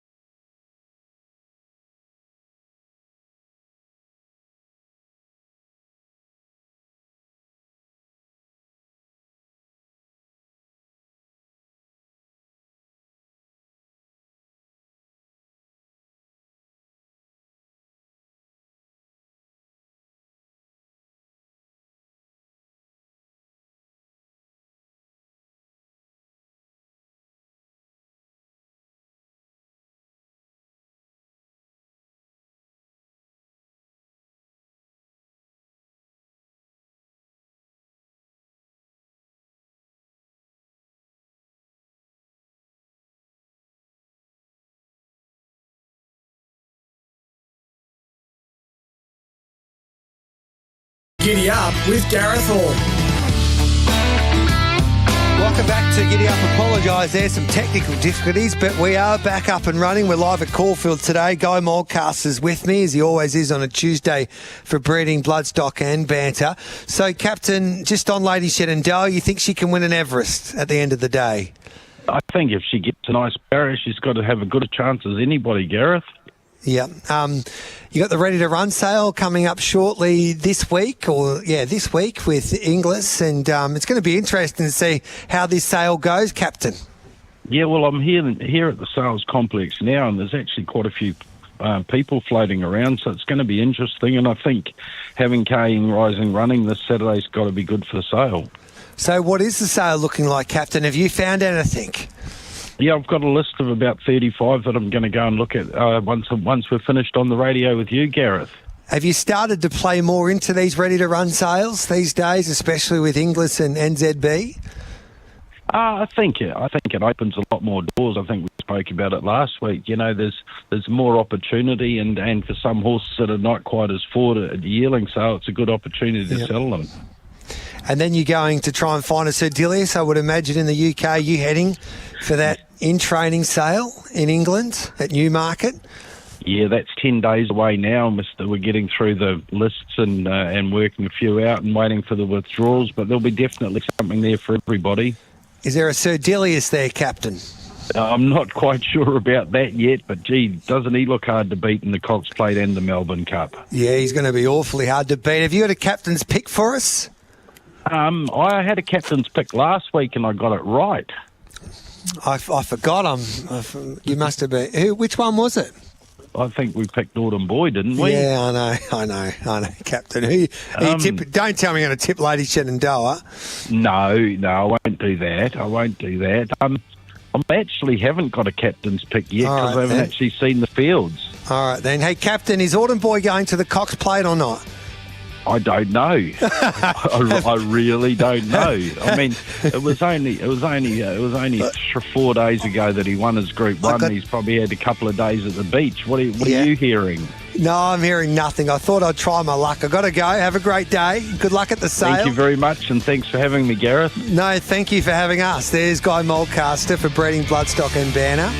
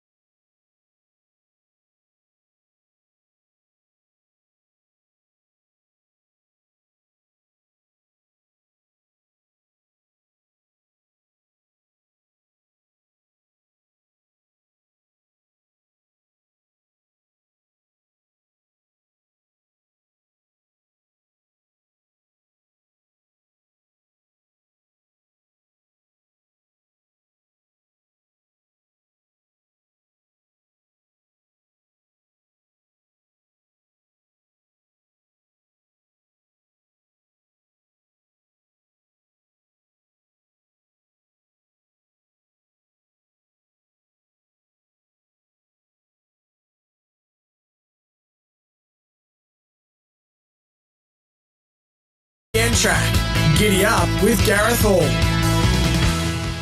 On Giddy Up, it's now time for the Midweek Masterclass. Let's find you a few winners with the Midweek Masterclass team. We'll concentrate on Caulfield with Mitchie Lewis in just a moment, but Mark Roden joins us to kick off proceedings. We're at Warwick Farm on a Wednesday afternoon. The rail's out 5 metres from the 1,000 to the winning post and 3 metres for the remainder. We're on a good 4. Mark, hello to you.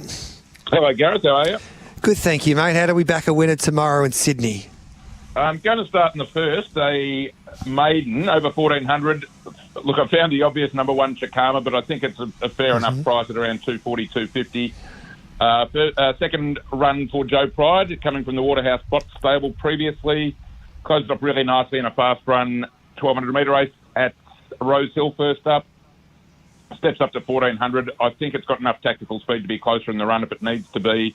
And it'll get to the middle of the track, which has been the place to be at Warwick Farm lately. Clan Williams, the danger. If you watch the tape, Clan Williams actually closed up really well, just a couple of spots behind Chicama. Seemed to get the line better, but I think he really does need the fast pace that he might not get tomorrow, and I expect him to be back near last again. So just on that map issue, I'm going to lean to Chicama. Not a great price, but looks a fair enough bet. And what else have you got for us, mate? Over to race 6. Just going to have to hope a bit here. Number 4, Delicious. Absolutely flying this preparation. Soft first up win at Hawkesbury, then bolted in at this track last start. Was entered and an odds-on favourite at Kenzo last week, but was found to be lame. Look, I'm hoping that issue's cleared up, and if it has, I think she's the one to beat. Nash replaces J-Mac, who I think was previously committed to the other one in the market. But look, if all's well with Delicious, a bit like K-ing Rising, I think it'll be too good. Who do you like in the Everest? K-ing Rising? God, I don't know. I fell into that stuff on Sunday and had something on Jolly Star, so let's chill 1 second. Did you? Oh, it was unbelievable. A lot of people did, and I didn't know what to do about it. Once they were backing like Jimmy Star and Jolly Star and Briasa, I thought and even though that they were saying he was okay, and then it was just one of those. It was weird, basically. I was watching some preview shows on YouTube last night, and there's some wild theories going on about where that rumour started as well. So it was just crazy. But, you know, all adds interest. Yeah, it does. There's no bigger build-up now towards an Everest because of bloody fake news, would you believe? Exactly. What a world we're living in. Good on you, Mark. Thanks, mate. Bye. There's Mark Roden there, racing at Doomben tomorrow. The rail's out 8.5 metres the entire circuit. We're on a soft 6, but that will probably improve, I would imagine, as we go to Chris Nelson. Hello, Chris. Thanks to Racing Queensland. Hello, Gareth. How you going? Good, thank you, mate. Where do we start with your plays? Yeah, just on that track, it was a soft 6 yesterday, back to a soft 5 this morning, and no rain forecast, so we're back to a good 4. Race 3, now a couple here at Hopeful Odds, no odds out as yet, but race 3, number 8, Dial a Day. Now, only had a couple of starts, ran third on debut at Doomben, ran on very well there at the end of 11.10. Then they threw her in the deep end. She tackled the Oxlade during the carnival. She was a $61 shot. She was well beaten. She wasn't disgraced. She was beaten 7 lengths. Now, they've spelled her. She's trialled well. I like her at 1,200 metres first up. I think she's got a real big finish on her. I think she's a chance here at a price. So race 3, number 8, Dalladay. And then we go to the last race, and another one here at hopefully a bit of odds. And we're talking about race 8, number 6, Live a Little by the Autumn Sun. Tony Gollan trains. Just caught the eye first up. He really made good ground late in a race won by Pocket Money. We get a few horses coming out of that race into this, but he'll love the 1350. All 3 runs have been good. He's been strong to the line. He'll get further, obviously, the breeding, so I think the step-up's perfect for him, and I think he's worth an each-way bet. So hopefully both of those at good odds. We'll know more in the morning. Have you had a look at some of the bigger races this weekend? I know you love your Sydney racing. I do, but I have not looked as yet. I'm thinking about that Everest, and I don't know what to do after all the confusion on Sunday evening. Thanks to you, Gareth, of course. Yeah. I'm only joking. All the confusion. No, I haven't had a good look yet. I'm still licking my wounds from last week. I thought I had three winners in Melbourne, and they all ran like camels. Yeah, all right there, mate. So don't worry. It's a new week this week. We appreciate your time as always, mate. So we'll catch up with you tomorrow, of course. Yeah, we will. And I might have more of an idea then about those weekend races. Beautiful. Thanks for that. There's Chris Nelson looking at Doomben tomorrow, thanks to Racing Queensland. Mitchie Lewis joins us for the midweek masterclass for this meeting at Caulfield right here tomorrow afternoon. The Coonji is the feature and also the South Australian meeting at Balaclava. Hello to you, Mitch. Yeah, morning, G. Obviously a good feature meeting there midweek at Caulfield, so looking forward to it. Looks like the rail is out 12 metres. We'll be on a good 4. As Josh Rodder pointed out, you don't want to be coming wide there tomorrow. Usually you've got to be on pace on a day like this. So barrier draws are all important. So how do you read this meeting here? Yeah, and I'll just touch on that from Saturday, G, though. Out of the chute, so the 1,000, 1,200 metre, 1,100 metre races, you're not as bad, but wide barriers discount you coming around the bend. So 2 early plays for me. Race 1, G, horse number 1, Kings Valley. We've been following this horse a little bit through the last 2, so it's second at the Valley, third here at Caulfield behind Gilded Water. Look, he goes up in trip again. We know Kieran Maher's an ace of these staying races and Mark Zara hopping on, so he's drawn softly. I think he gets the soft run. He gets his chance here up in trip. What else have you got for us there? So that's Kings Valley. Race 8G. We've got a horse here that the Price Kent team spin out, ex-South Australian horse. I think he's got some good upside and an exciting profile. Sabaj. So he was second in the Group 2 Tobin Bronze last prep behind Reserve Bank. Reserve Bank went on to win the Goodwood. So that's group level form. He's resuming here today in a benchmark 84. Drawn softly as we touched on. He'll go forward. He'll settle in a good position. He's been well supported. We're sweating on him getting a run, but money keeps coming, G. So I thought we'd get him out early because I think the minute if there's one more scratching and he gets in, he'll continue to come in. In the Coonji Cup, she's a hustler, needs a few scratchings. She's the favourite at the moment, but Adam Blenko loves this race. He's with Quietness for Johnny O'Shea and Tom Charlton. And we've got a good push today as well for Wood and Verni for Chris Waller and Damien Lane in the feature tomorrow. Yeah, okay. So I had it as very open, and I don't mind that. That wouldn't have been. I sort of just caught my eye a little bit. I think he's been building, and he gets to this 1,800 metres up to the 2,000 now, sort of fourth up. They take a little bit in these imports to get ready, but I don't mind that push because I was sort of looking at him each way, G. But I found it a pretty tricky race. Thought it was very open. Yeah. And then in some of the other races that I reckon are really interesting, 2 horses that didn't get a start at the Caulfield Guineas, Santu Cavati and Regal Award. Mark Hunter told us on Friday, and I think you were mentioning this as well, you believe both those horses would have been chances in a Caulfield Guineas, but they get their chance tomorrow afternoon. Which camp are you in? I reckon Regal Award's going to be mighty hard to beat. I reckon he's clearly nearly the best bet on the program.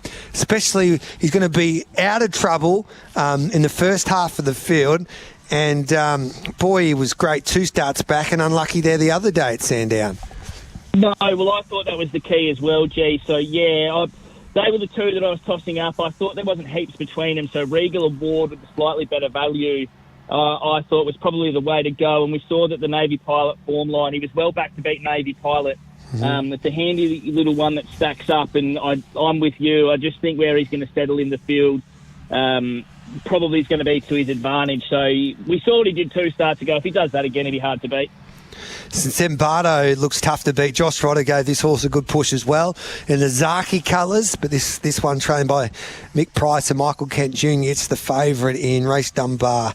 6th there tomorrow, and the benchmark 78 around $2.09. It looks awfully hard to beat as well. So great program. So repeating your best, Kings Valley and Sabaj, race 8, number 14. And at Balaclava, you got one for us? Yeah, look, we'll wait for markets to open. We're just hopeful that we get a little bit of a generous price, G, maybe north of 250. But in race 2, horse number 12, Alpine Lee. So this horse, we've seen it have one spin in a stronger race at Morfettville. It was about 3 lengths behind a horse called Virtual Illusion, who we think's got some pretty good upside. That horse won again on Saturday, and I rated that maiden that this horse comes out of pretty highly. And I think this is much, much easier. So if he can find any improvement off his debut run, I think he's the one to beat. Thanks for that, mate. Appreciate your time as always. Thanks, mate. Looking forward to the full preview of this Caulfield one tomorrow because, yeah, I think it's a very good meeting. Love it, mate. Thanks for that. There's Mitchy Lewis. And we'll do that preview. We'll start that tomorrow. So the Caulfield preview will be conducted at 10:30. So we'll do the preview starting at 10:30. I can't believe this. This is unbelievable stuff. They've just had the barrier draw for the Victoria Cup.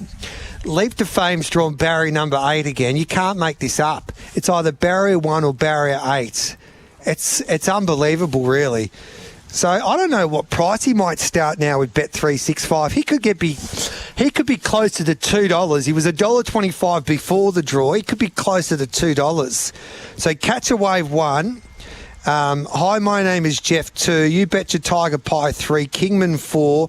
Horn Player 5. Bulletproof Boy 6. Dangerous 7. Leap to Fame 8. Mickey Pins 9. Bay of Biscay 10. Planes in Heaven 11, CR 12, and then Wardan Buddy, the first emergency, has drawn barrier number 13. But it is game on here in this year's Victoria Cup. The positive for Leap to Fame is that there is a ton of speed off this front row. Catch a Wave. Hi, my name is Jeff. You Betcha Tiger Pie, Bulletproof Boy, Horn Player. They all come out of the gate humming. So it's going to be fascinating to see how this race plays out there on Saturday night. Time for a quick break. We'll come back with the Bet365 Country Racing Hour next here.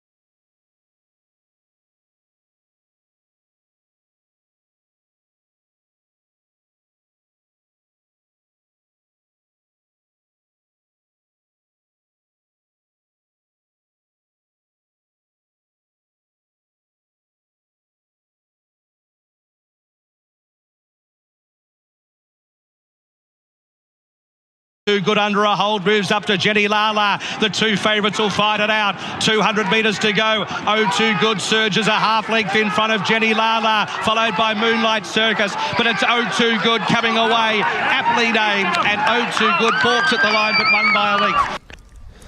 Oh, Too Good. What a story it is for Kevin Daffy. It was the best story of the day, regardless of the Group 1s. He won the Hong Kong pool. What was it? The Hong Kong pool $8,000 prize for the story of the day.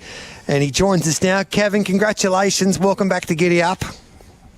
Thanks, Gareth. You can keep that on loop, mate. That sounded terrific. Yeah, how bloody good, mate. Josh Rodder was just telling us the story that you were halfway home before you got the news that you won $8,000. No, I was at home. I'd already got home. I'd sort of looked after. I give my girl a walk and done a little sort of post-race routine with her and playing her legs and got her all tucked into bed and happy, and went home and unhooked the float and fed the dogs, and now my family had sort of stayed in for the day because it was, we're in an earlier race, and he got the call from Josh. I said, I was actually planning on coming back to pick up the family and maybe catch Benny Allen on the doing a bit of DJing. They told me after the last, so I wasn't sort of prepared for his news though. It was very welcomed. I didn't know anything about it, and he told me that I'd won, and I said, I thought, it might have been a prize. It might have been a nice dinner for two at your favourite restaurant in Berwick or something like that. When he told me it was, he had a giant ass cheque for $8,000. I nearly drove off the road. So. Couldn't get here quick enough. They tell me as well with the $8,000, you were clearly best on ground on the dance floor with Benny Allen DJing. Bo Merton was there and Joshy Rodder was bopping away as well. But they reckon you've got some wonderful dance moves, Kevin. Oh, look, I pushed my way to the front. I had my big ass check under my arm and wanted to get up to see Benny, and one of his security guards thought I was some lunatic that was going to belt him with a big piece of corpulence that was going to drag me to the ground. I had to say, listen, mate, I want to talk to Benny. And it was a good day. Geez, the mare was good, mate. Oh, she was fantastic. Yeah.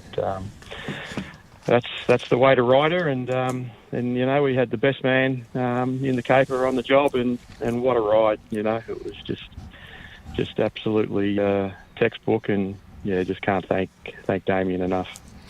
He made the right decisions. You pointed out he let a bit of the speed go, and then I thought, geez, the lane train's in a little bit of trouble here, but before you know it, he was off the fence 3 wide without cover, and away he went. Yeah, look, she went a little bit, she sort of over-raced a little bit, probably, at the start for about 300 metres. She probably got a bit... Thought she might have been back at Moonee Valley his last start. She sort of it took him a while to sort of settle her back in. Then they went probably even a bit too slow, in the middle stages. So he sort of didn't want to get stuck behind anything. So he elected to sort of just peel out, and then he just said catches later. So it was fantastic. Were you expecting a performance like that, mate? Oh, look, I was. I had the winds taken out of my sails a bit after a, previous start, but, I had, there was reasons for that, and, I've always had the faith in the horse and knew what she was capable of, and she just came back and showed us again on Saturday, so, it was fantastic. And just explain, obviously she had the synthetic hoof filler in there on Saturday. She must have had problems with her feet, but just explain how you managed them, and were you concerned with that on Saturday, especially with that firm track? No, not at all. She had it on... She had it at a previous start. There was a mix-up with the stewards. They put down that it was an Equicast, which it wasn't. All it was a little bit of filler that she just had a very minor crack between sort of the 2 nail holes in her sort of off front, and it was it was as minor as you could think, and it was just as an abundance of caution that going into the Group 2 that night that we sort of thought to put a little bit of filler in that spot, and it does probably look worse than it actually was. So no, there was not an issue at all in that regard. But I know a few people were getting a bit excited about it, but yeah, no, there was not the slightest of issues. You're dreaming of the Empire Rose now? Oh, look, it would be amazing. There's a few different options for her. Unfortunately, the Empire Rose falls on Derby Day, where Damien's actually got a commitment to go to Japan and ride that day, so he's not going to be in town. So that really throws a spanner in the works for that day for us. But we're just sort of looking through the options, and I've actually just had a bit of a wild card thrown at me this morning, and a bit of a scoop for you, Gareth. I know you media guys love a scoop. Yes. As long as it's not fake news, Kev. It's not fake news. Racing New South Wales told me that there's an invitation coming GG's way today to go to Raw Randwick to run in the Invitational on Cox Plate Day. So it's a $2 million race. So, that Volandis wants to steal the fairy tale horse away from the Melbourne Spring Carnival. For $2 million, you said, I'll see you there, basically. No, not at all. But we obviously have to give it some consideration. Yep. It'd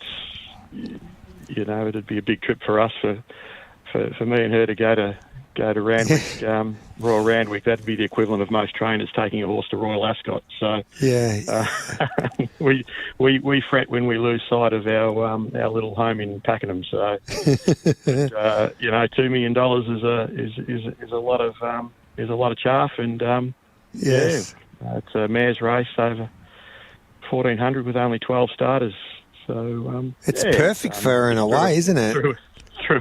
Threw another option in, so we'll work out down the track where we go. Well, it's good to have options anyway. Have you galloped to the Sydney Wave going? No, but she just we work here on Mondays and Wednesdays in the reverse way, and they are her favourite days. She absolutely loves the reverse way. Okay.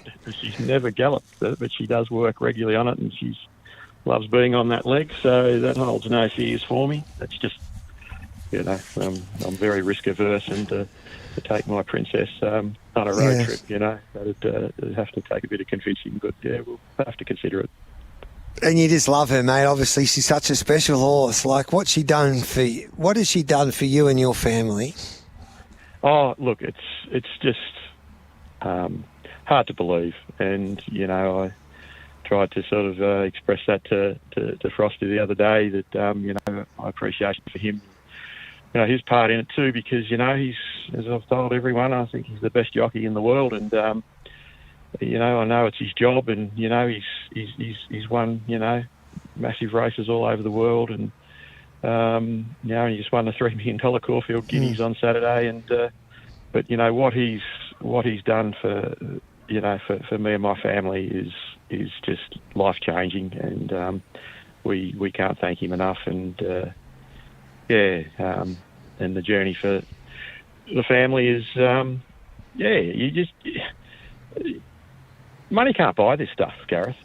Like, it's just I've known blokes that have spent millions and millions and millions of dollars to try and get a horse half as good as this horse, and they haven't, and she just transcends racing. She's just got such a following now. My daughter's got her social media happening, and from people from around the world. She's got a massive following in Japan.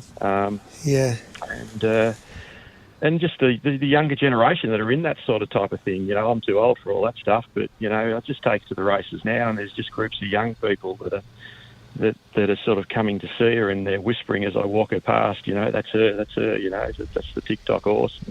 It's just amazing. How bloody good is that? I reckon your old man would be pretty proud. Oh, look, I reckon. I'd love to still have him here to see it, but I'm sure he's watching. his favourite number, race number, was number 5, which she was number 5, barrier 5 Saturday. So I've no doubt he was there. And of course, your old man. She's got the wings on her silks for to honour both grandfathers, Christine's dad and my dad, to carry her safely. And so that's all part of the story. Yeah, Jeff Daffy, of course, your famous father when I was growing up in the Western Districts there of Victoria, Camperdown, and those silks. I was about to ask you about those 6 silks. So they're a special pair of silks, aren't they, for you and your family? Yeah, they're a special pair that was sort of designed by my wife. To honour the grandfathers, and so that's even where the GG come from, for G for Jeff, and their dad was G for Granddaddy. So they're with us on the journey too. So just the people that have, I'm still getting back to people, Gareth, from messages and support, and people that I've known through my life that I haven't seen for a long time, messaging with. They're actually, what's so different to me, they're actually quite emotional. They're in tears watching these races and watching the journey. So it's just great. Yeah, I think this is a beautiful game, and it, like, you can see all of the big guns that were here on Saturday, like the Yulongs and the Coolmores and the bigger syndicates and the bigger trainers. But to you to be able to prove to everybody out there, it doesn't matter how big your stable is, you can just have the one horse. But if you dream big enough and you have a passion for something like you do, and you were late to this game even though your father trained, that anything is possible, and it's a great leveler. And I think that what racing, for me anyway, that what makes it so special and is it gives everyone hope. If you're punting or you're owning, it gives everyone hope, and I think that's so important. And your mare and your story's proving that. Yeah. Oh, look, that's what drives the industry. We all we're all living up. We all get up early to looking for that horse, and luckily I've found one. But that is a massive part of why everyone's in this game, because we love it. And, we just love the horse, and particularly from my perspective, I grew up with them and just, I've always loved them, and always had an affinity and a connection with them, and really, was heavily involved when I was younger with Dad, and even trained the team for 6 months when he was off ill, and I did love it, and I thought I was pretty good at it, and I really never just got things went the way of being able to pursue it, through the majority, of my life. But I always had that that love of it and desire, and I thought I'd left it too late. I really did. I thought I was going to die with a great big regret. And I just decided, no, let's do it, and so there's no regrets. I can happily die, Gareth, now. Not that I'm not wanting to, but I'll go with no regrets. I think that's a great lesson for everybody if they're thinking the same thing, regardless of whatever it is. You only live once. Yeah, no, that's exactly right. So it's been great for my family to sort of see me do that too, because they probably knew that I always had that desire to do it, and just the opportunity sort of never sort of arose, and to sort of get to that stage in my life where I could finally do what I thought that was probably what I was actually best at in life. to do it fairly late is now to sort of see the results of that work, and that love and passion is just indescribable. Is O2 Good going to get a stable, mate? Oh, look, she's not one that really needs one either. No. Well, do you want one? Oh, look, not at the moment. I just spend so much time with this horse. I just wouldn't be fair to to her to sort of to get another one. I just don't have enough hours in the day, and I couldn't charge enough to train a horse for someone for what I put into it. So there's plenty of people wanting to give me horses, and but at the moment I'm just going to stick with her. I'm not really I'm building stables at my place. This horse is getting built the stable of all stables. It's the Church of Gigi. Quite amazing structure, which taken me over 4 years, so it's still not finished. But maybe when it's finished and there's room for another one, we might. But they might be GG babies by then. Who knows? Yeah.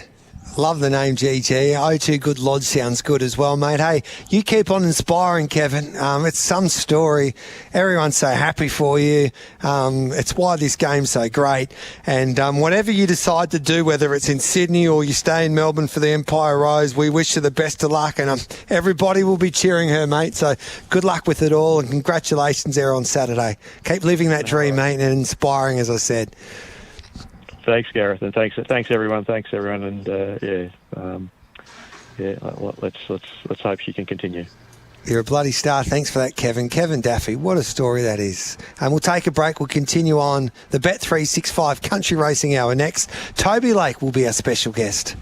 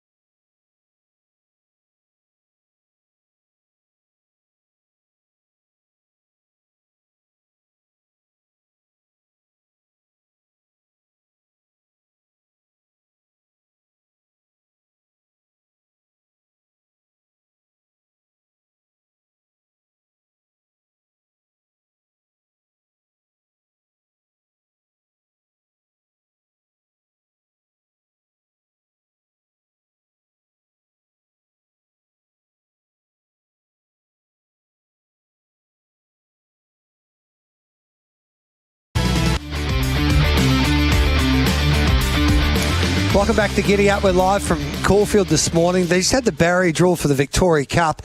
Leap to fame. It's just, you can't make this up.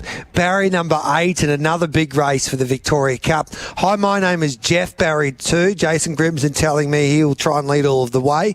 Catch Away Barry 1. Kingman, the other big winner, Barry 4. Paul Sebastiani back in our studios in Coventry Street in South Yarra here in Melbourne for Giddy Up. You're having a look at a few of the text messages messages. What a great story Kevin Daffy was. A lot of love. Oh, yeah, Kevin Daffy. What a great man. A lot of love for him off the text line. Good morning, G. Good morning, listeners. A couple of texts coming through here. One from Jamie. How good is Kevin Daffy? They'll be calling his Group 1 Kevin in a few weeks. There you go. Maybe you get a race named after him. And a shout out to part owners Rick and Brett Bayliss. They're in the ownership of O2 Good as well. Gibbsy said, what an absolute gem of a bloke he sounds like. Gee, so thank you, Gibbsy. Thanks to everyone who's text through RE Kevin Daffy. A great story, one of family and one of legacy now.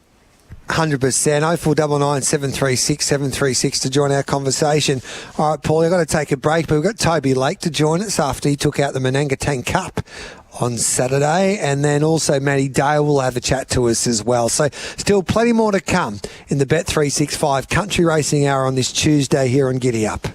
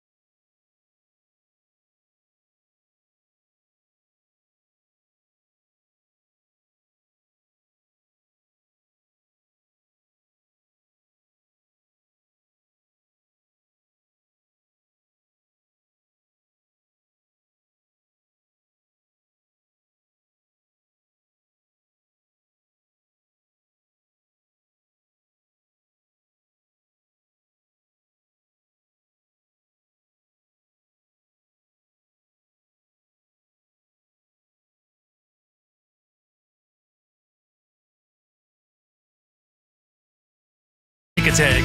Live across Australia on SEN Track. Giddy Up with Gareth Hall. Jamrock as they swing in, and Rasputina will be the widest. Chances are plenty. The Cupfield Thunder into the straight, where Baby Rider went up to take the lead now. Off Paltinian, but down the outside, Larson Bay. Further out on the track was Balakai. Holly Star, Larson Bay still there. I don't know where to look. Balakai, Larson Bay, Holly Star. The outside, Balakai, Hollies. Oh, I don't know. Balakai or Holly Star, it's a rib tickler in the Cup. The 5-year-old mare, Holly Star, for young Toby Lake, got the photo finish there in the Menangatang Cup. I saw him drinking out of the cup as well in the Mallee there on Saturday, and he joins us now. Congratulations, Toby. How about that? Yeah, thanks, Gareth. It was a big thrill. What was it like there on Menangatang Cup Day? It was pumping, mate. It was country racing at its best. Obviously, that's where I started off my racing career riding at the picnic circuit, so I really enjoy getting back to the country meetings when we can, and it was just a bonus to win the cup on Saturday. Were you thinking that you could? To be honest, I certainly wasn't confident. I thought that first run for the stable, first up at 2,000, blinkers on, needed to make sure that she switched off early, and thought the ride won the race, so kudos to Rose for a good ride, and we're looking forward to targeting the St. Arnaud Cup in a fortnight's time too. And so she's pulled up okay? Yeah, she has. She's a light mare. She doesn't maintain much condition. In fact, she's not even sure if she's a thoroughbred. She looks like a standardbred. She's just she's not much to look at, but you know, it doesn't matter now. So we're really excited about Cox Plate Day at St. Arnaud. How did she get into your stable? We just purchased her online on the English digital sales, and we all know it can be a bit of a raffle sometimes, but we like to think we know what to identify for these sort of horses aiming these second tier country cups races. So her form at 2,000 was good enough, and one thing we like to target is horses that are rated a bit lower, so the low 60s, high 50s, to get into these races with light weights, and we're just so grateful that it pulled off. They do a great job. I don't know how the track played, but I sent the Carroll boys and a few other locals from Menangatang sent me some videos and pictures of how the track looked the day before the race. They must do just a wonderful job for just the one meeting a year to get the track looking like it did anyway. Yeah, kudos to Menangatang. Obviously, they're not blessed with all the resources in the world, but listen, my filly, she trotted up nice and sound the next day, and it was really good grass cover, and everyone had a great day. So that's all you can ask for, and we're looking forward to St. Arnaud in 2 weeks, but we're looking forward to getting back there next year too. Yeah. What about Fidello? How's your star filly going? She's just at the Seymour trials at the moment. She jumps out in about half an hour's time. Yep. She had a soft one last week. Reece McLeod's here to ride her. She'll jump out this morning, all going well. She'll kick off at Moonee Valley next Friday night in the what looks to be the last 9:55 race there ever. Yes, yeah, will be. Well, at that old track anyway, or at the track that we know it is anyway. So, yeah. Well, that's exciting, mate, to have a runner there at the Valley there on that Friday night. And she's come back well? Yeah, she's come back really well. The main objective last preparation was to try and get some black type with her. She achieved that in Adelaide. She's very game. Going down her nose to Sakala, who since won impressively again. And she hasn't been the finished product. I feel like she's really starting to mature now, relax a bit more, and come into her own. So we're really looking forward to next Friday night. We think the Valley will suit her in her racing style, and we're looking forward to getting her. I think she's going to be in for another nice preparation. Well, good on you, Toby, taking out the Menangatang Cup. And she looks like a standard brand. Put some hobbles on her and set her for the running of the Bulls in that $125,000 slot race at Birchip just around the corner. We'll get her a slot and see how she goes. Yeah, she'd fit in there anyway, that's for sure. Good on you, Toby. Enjoy Seymour today, mate. Thanks, Gareth. Appreciate it. There's Toby Lake there. So Holly Star taking out the Menangatang Cup, and Fidello, his star mare, will be heading to Moonee Valley on Friday week. Now, we've got a bag of tips coming up after we interview Dane Barry, which is after the 11 o'clock news. We're at Armandale, Mooilla, Ballarat today. That's in the gallops. We'll find you some winners in the trots as well. Darren Carroll's been in red-hot form. And then after 11:30, it's a interesting facing the breeze today. Darren Carroll and Adam Hamilton will join me as we dissect the Barry draw for the Victoria Cup, which is like the Cox Plate of harness racing this Saturday night, with Leap to Fame drawing, would you believe, inside the second row once again. And this time, it's inside second row draw's not great, but he's been able to get off the fence pretty quickly when he's drawn there. This time he's got Mickey Pinch drawn to his outside, which is a stablemate to Hi, my name is Jeff, who's drawn too. So I don't think they'll be giving Dixon any favours, really, at the start, so he might have to go all the way back to last and then circle the field. So he's out to $1.70 now with Bet365. I reckon he'll start closer to $2, the champ. So we'll dissect the Victoria Cup with Adam Hamilton and Darren Carroll after 11:30. It's time for the 11 o'clock news.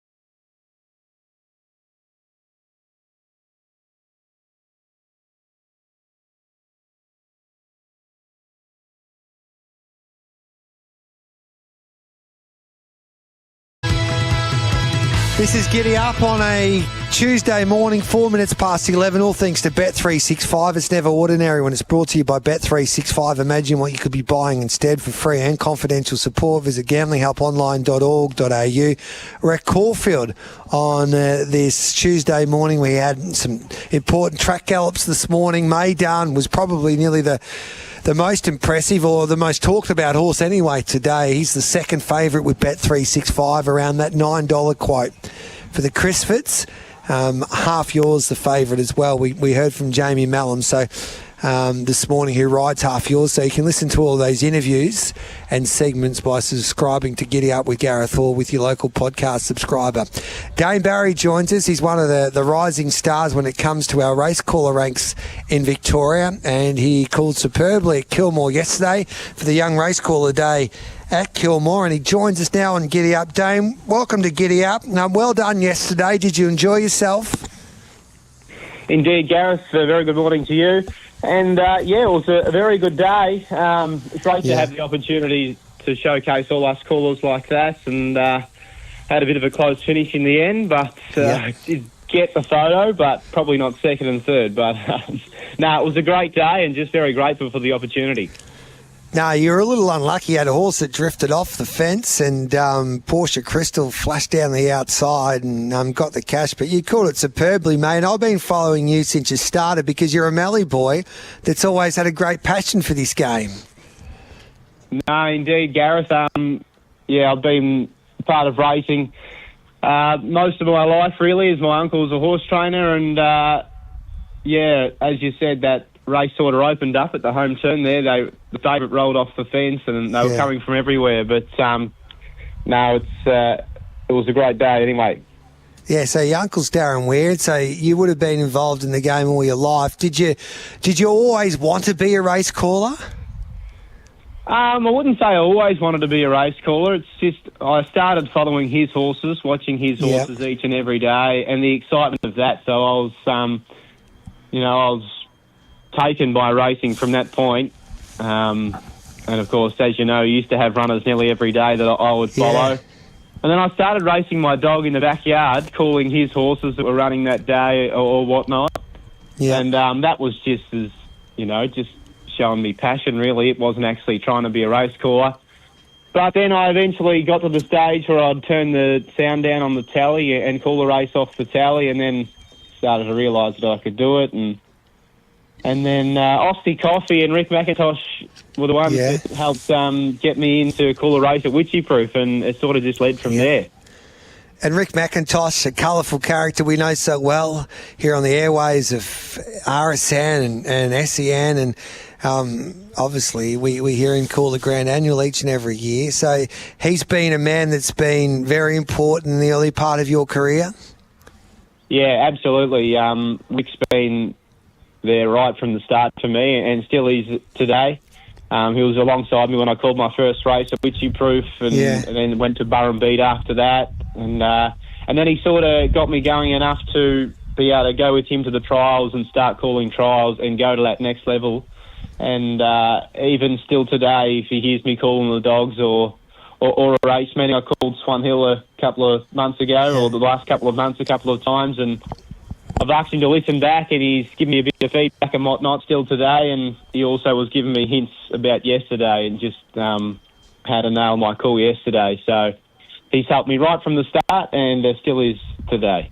And we see you calling a lot of the greyhounds these days. Do you enjoy that? Yeah, absolutely. Very grateful for the opportunity from GRV, because I think they've taken my calling to the next level, really, because it is hard when you're not doing it all the time, the gallops. Like, I've been doing a few jump outs and trials for .com, but then the dogs I do 3 times a week, so it sort of tunes you up even quicker, if you sort of know what I mean, Gareth. Just when you're doing it all the time, it starts to become easier and easier to get better. And I call the greyhounds 3 times a week and love going there for sure. Yeah, and what's the hardest code to call? Well, I haven't called a trotting race before, but I think the gallops are probably the hardest, because there's so much that can happen, and you've got to get the tempo right. There's a lot more things you know, you have a lot more time to talk about a lot of other stuff, and there's a lot more people punting on it. Where dogs are very quick, and you sort of only got to call the front few dogs, you know, once they turn for home. So I think the gallops are the hardest, but don't worry, the dogs have their tricks at times. Yeah. And so yesterday was a great day. I think it's terrific to hear the stories of all the young broadcasters coming through the ranks, and Adam Olzanski did a wonderful job there on racing.com. So that experience when you get to mix it with your colleagues in a way, do you enjoy that, Dane? Yeah, absolutely. It's very interesting to see how my colleagues do it, like, because we all have our different ways of learning the colours or the way we call.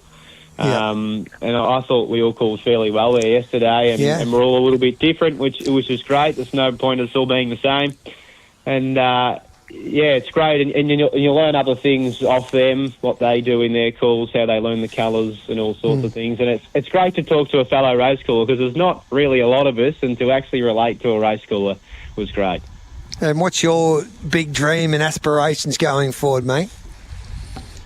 Listen, I don't have too big a dream set in sight. At the moment, calling the dogs, I've called a few country cups, which has been great. I reckon a Swan Hill Cup would be great, my hometown cup, maybe one day. It might be 10, 20 years, but I'd love to call my hometown cup for sure. No, it's great to see you come a long way in a short amount of time. You're only 23 years of age, so you should be super proud of what you've been able to achieve. I hear you calling the dogs, and when you get an opportunity at the Gallops as well, mate, you've got a big future ahead of you, and it was great to hear a little bit of your story there yesterday, and we appreciate you coming on Giddy Up this morning, and I don't reckon that Swan Hill Cup's too far away as well. Thanks, Gareth. Appreciate you having me on, and have a good day. Good on you, Dane. Dane Barry there, one of our promising young race callers in Victoria. 11 minutes past 11. We'll find you a few winners with Bag of Tips coming up next.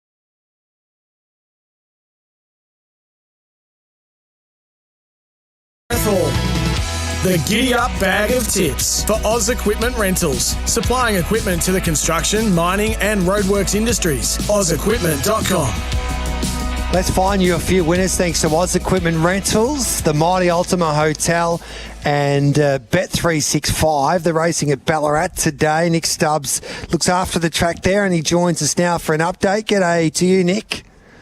Morning, how you going? Good, thanks. Soft 5, roll out 9 metres. What are we expecting today? Yeah, happy with how the track presents. It received 15 mil of rainfall sort of over from Friday night through the weekend, so that sort of sets us up pretty well. We haven't had to put any irrigation on, but we put 5 mil of irrigation on sort of middle of last week. So happy with where the track is. 23 kilometre an hour winds from the west and a maximum of 18. So the track may dry out through the day, but very happy with how it sets up. Will that wind have any impact on the track pattern, you reckon? I don't think it will. Being sort of 23 kilometres an hour, it's not too strong. It will be a head-on in the home straight, but I think it should be fine. All right, then. Thanks for that, Nick. Appreciate the update. No worries. Thank you. Time to catch up with the Sultan. Dave Strelaw joins us here on Giddy Up. He's done the form for racing.com for this Ballarat meeting. Salts, how are we? Good to be here, Gareth. Yeah, very well, thanks, mate. Looking forward to what is a really magnificent Tuesday of racing at Ballarat. We've got a maiden in race 2 that brings city form. Really looking forward to that. There's been a lot of scratchings, but I still think the first 4 in the market have a lot of ability, and the quaddie legs is where I'm pretty keen to play on today's program. Let's get stuck into it, mate. The Grumpy Bear's your best bet. Race 8.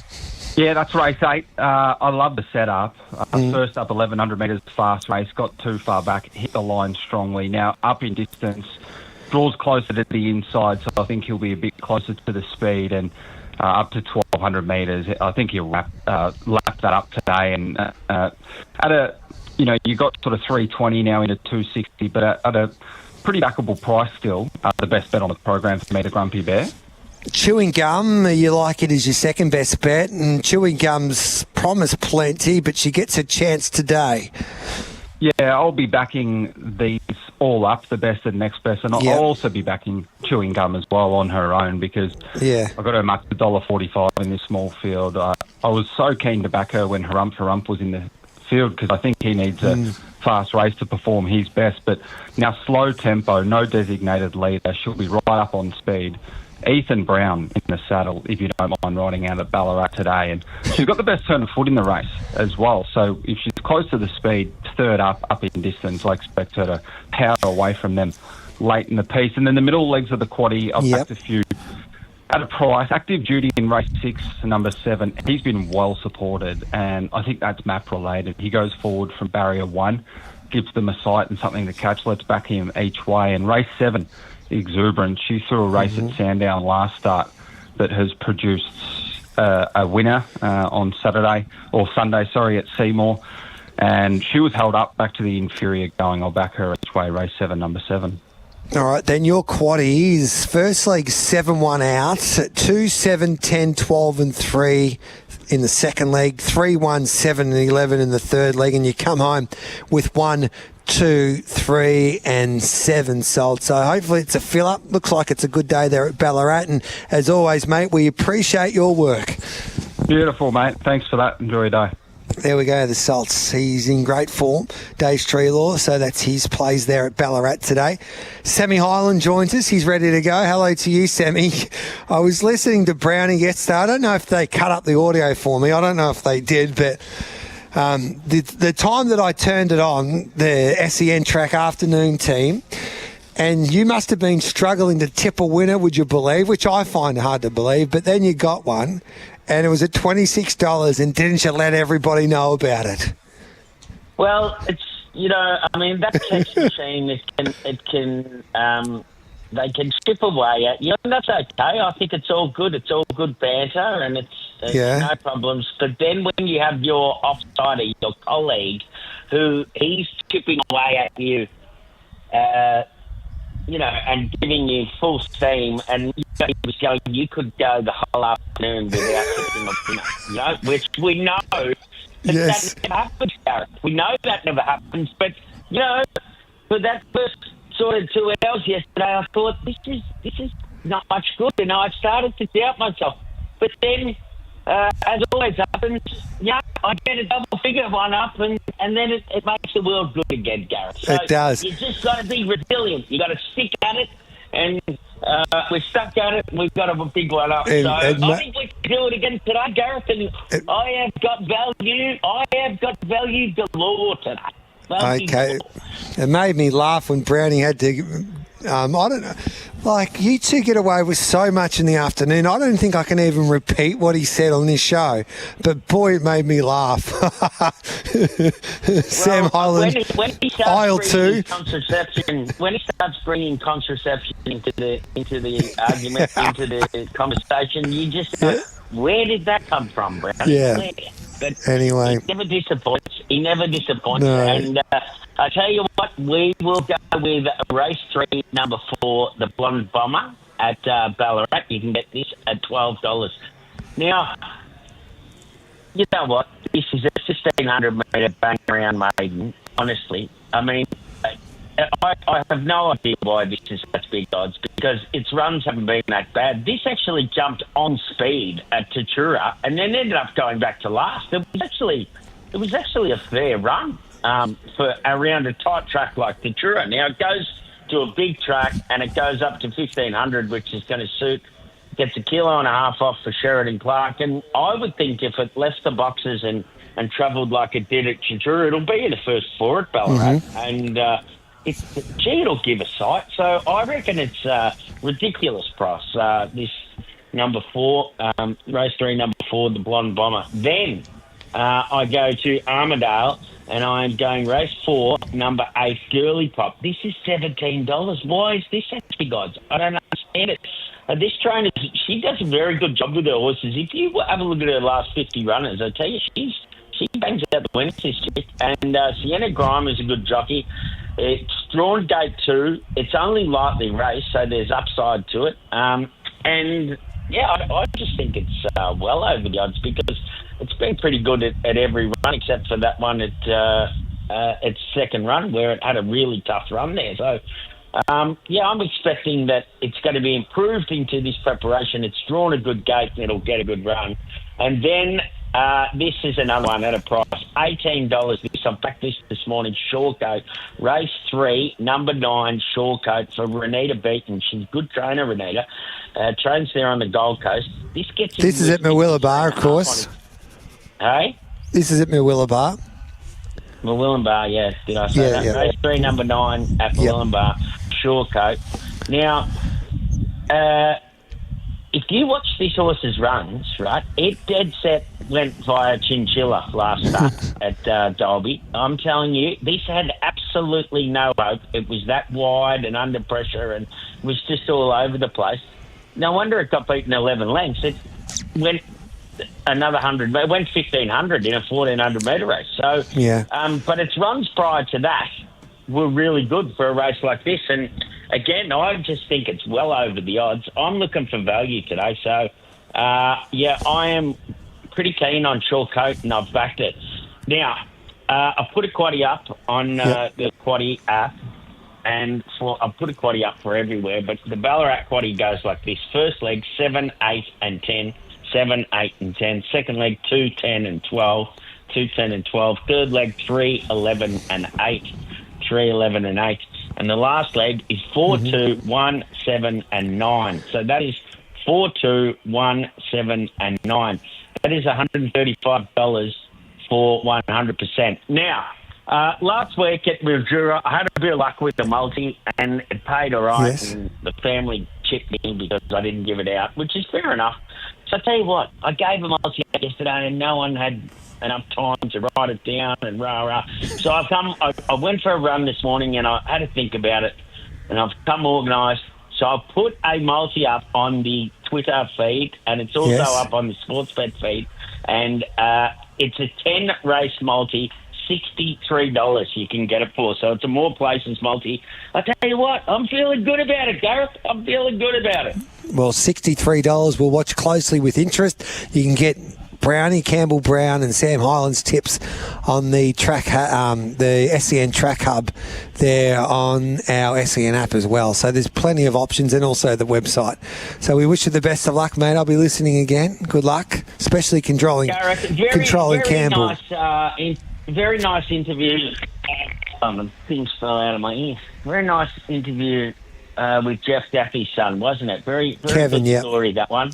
And I thought, I know I doubted her with the plastic in her foot, but she's a good horse. And it was, but it was very raw and just you could see that it means so much, and that's what horse racing does to people, and it's a bloody good story, that one. It was like we were having a beer at the local pub there in Camperdown talking to Kev today. He was great, wasn't he? And he appreciates it, and he's so grateful for the horse that he has with O2 Good.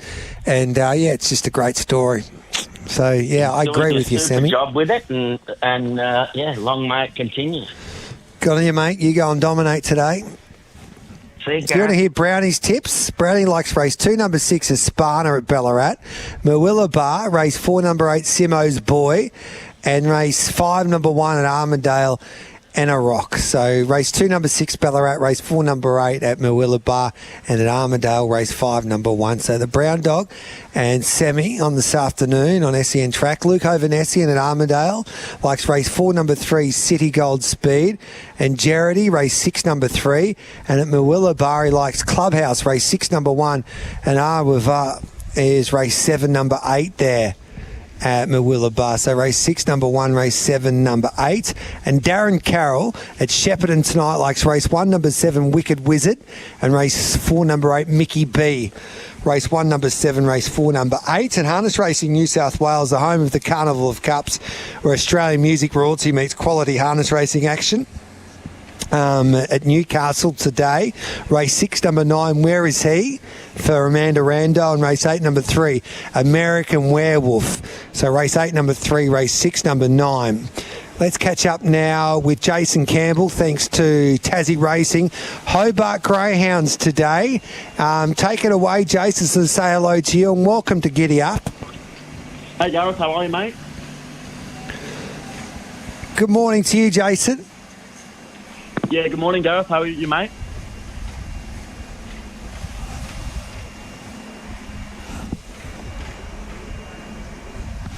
Yeah, I've lost all type of programming here. Someone's cut me off. You there, Jace? Hey, Gareth, are you there? I'll take a break and we'll come back with plenty more.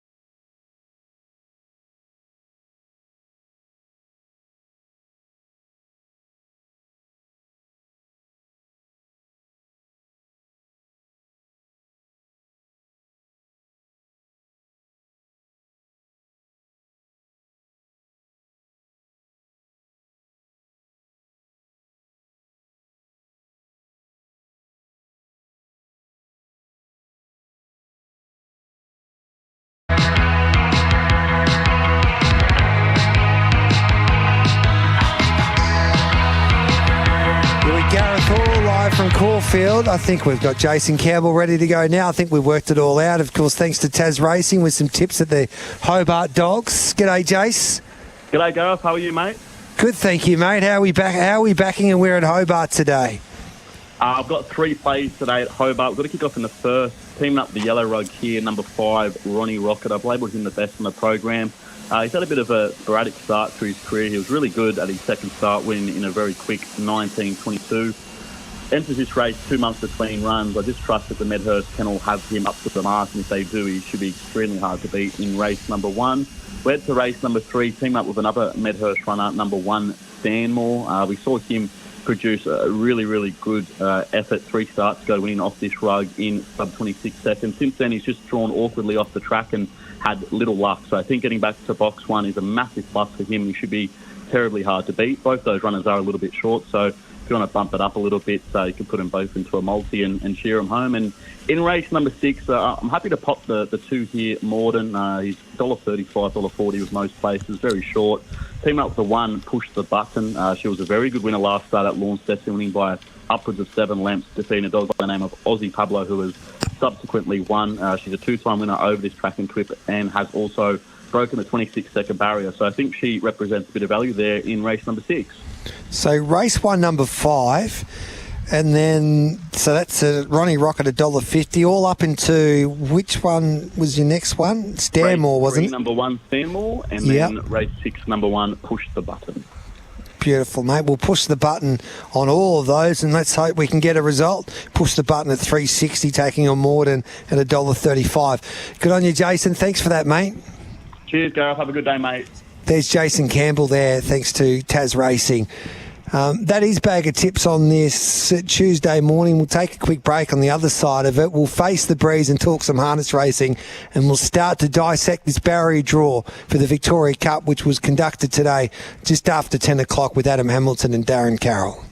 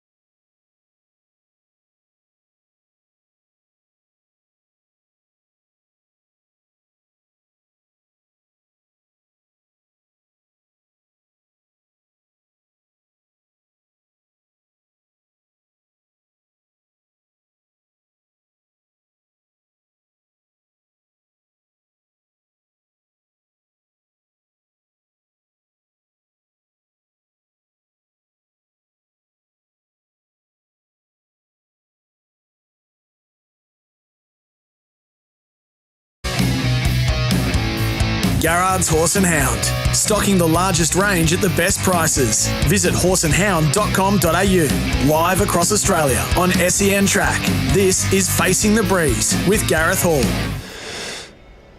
Time to talk some harness racing. Thanks to Garrett's Horse and Hound for all of your equine essential needs. Adam Hamilton and Darren Carroll join me because the fields are out for this big night of harness racing on Saturday night. Adam, good morning to you. Morning, Gareth. The fields are out, and it'd be fair to say the barrier draw for the Victoria Cup, in fact, the last 3 days, have transformed this Victoria Cup from what looked a one-horse affair into an intriguing contest. Darren Carroll, hello to you. This morning, Gareth. Fascinating barrier draw. Leap to Fame draws 8 again. What odds would you get that? Crazy. What price do you think he'll start, or what price do you want to be taking with Leap to Fame on Saturday night here, Darren? Well, he's already drifted from $1.50 to $1.55. $1.70, bet 365. Is it really? Yeah, well, I haven't done a full market myself yet, but I think you'll get closer to, $1.80, $1.90-ish by the time they jump. So if you're patient, you like him, just be a little bit patient, I would have thought. Would you be backing him, Adam? Well, it all depends on price, doesn't it? At that price, not with stolen money, Gareth. So he's got to be a lot better than that. He will be a lot better than that.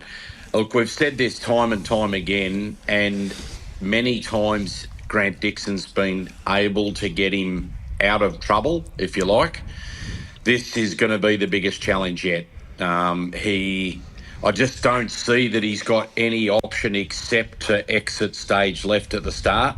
And by that, I mean go right back, which if he does that, well, I've just got off the phone to him and he said this race has just got way harder for me.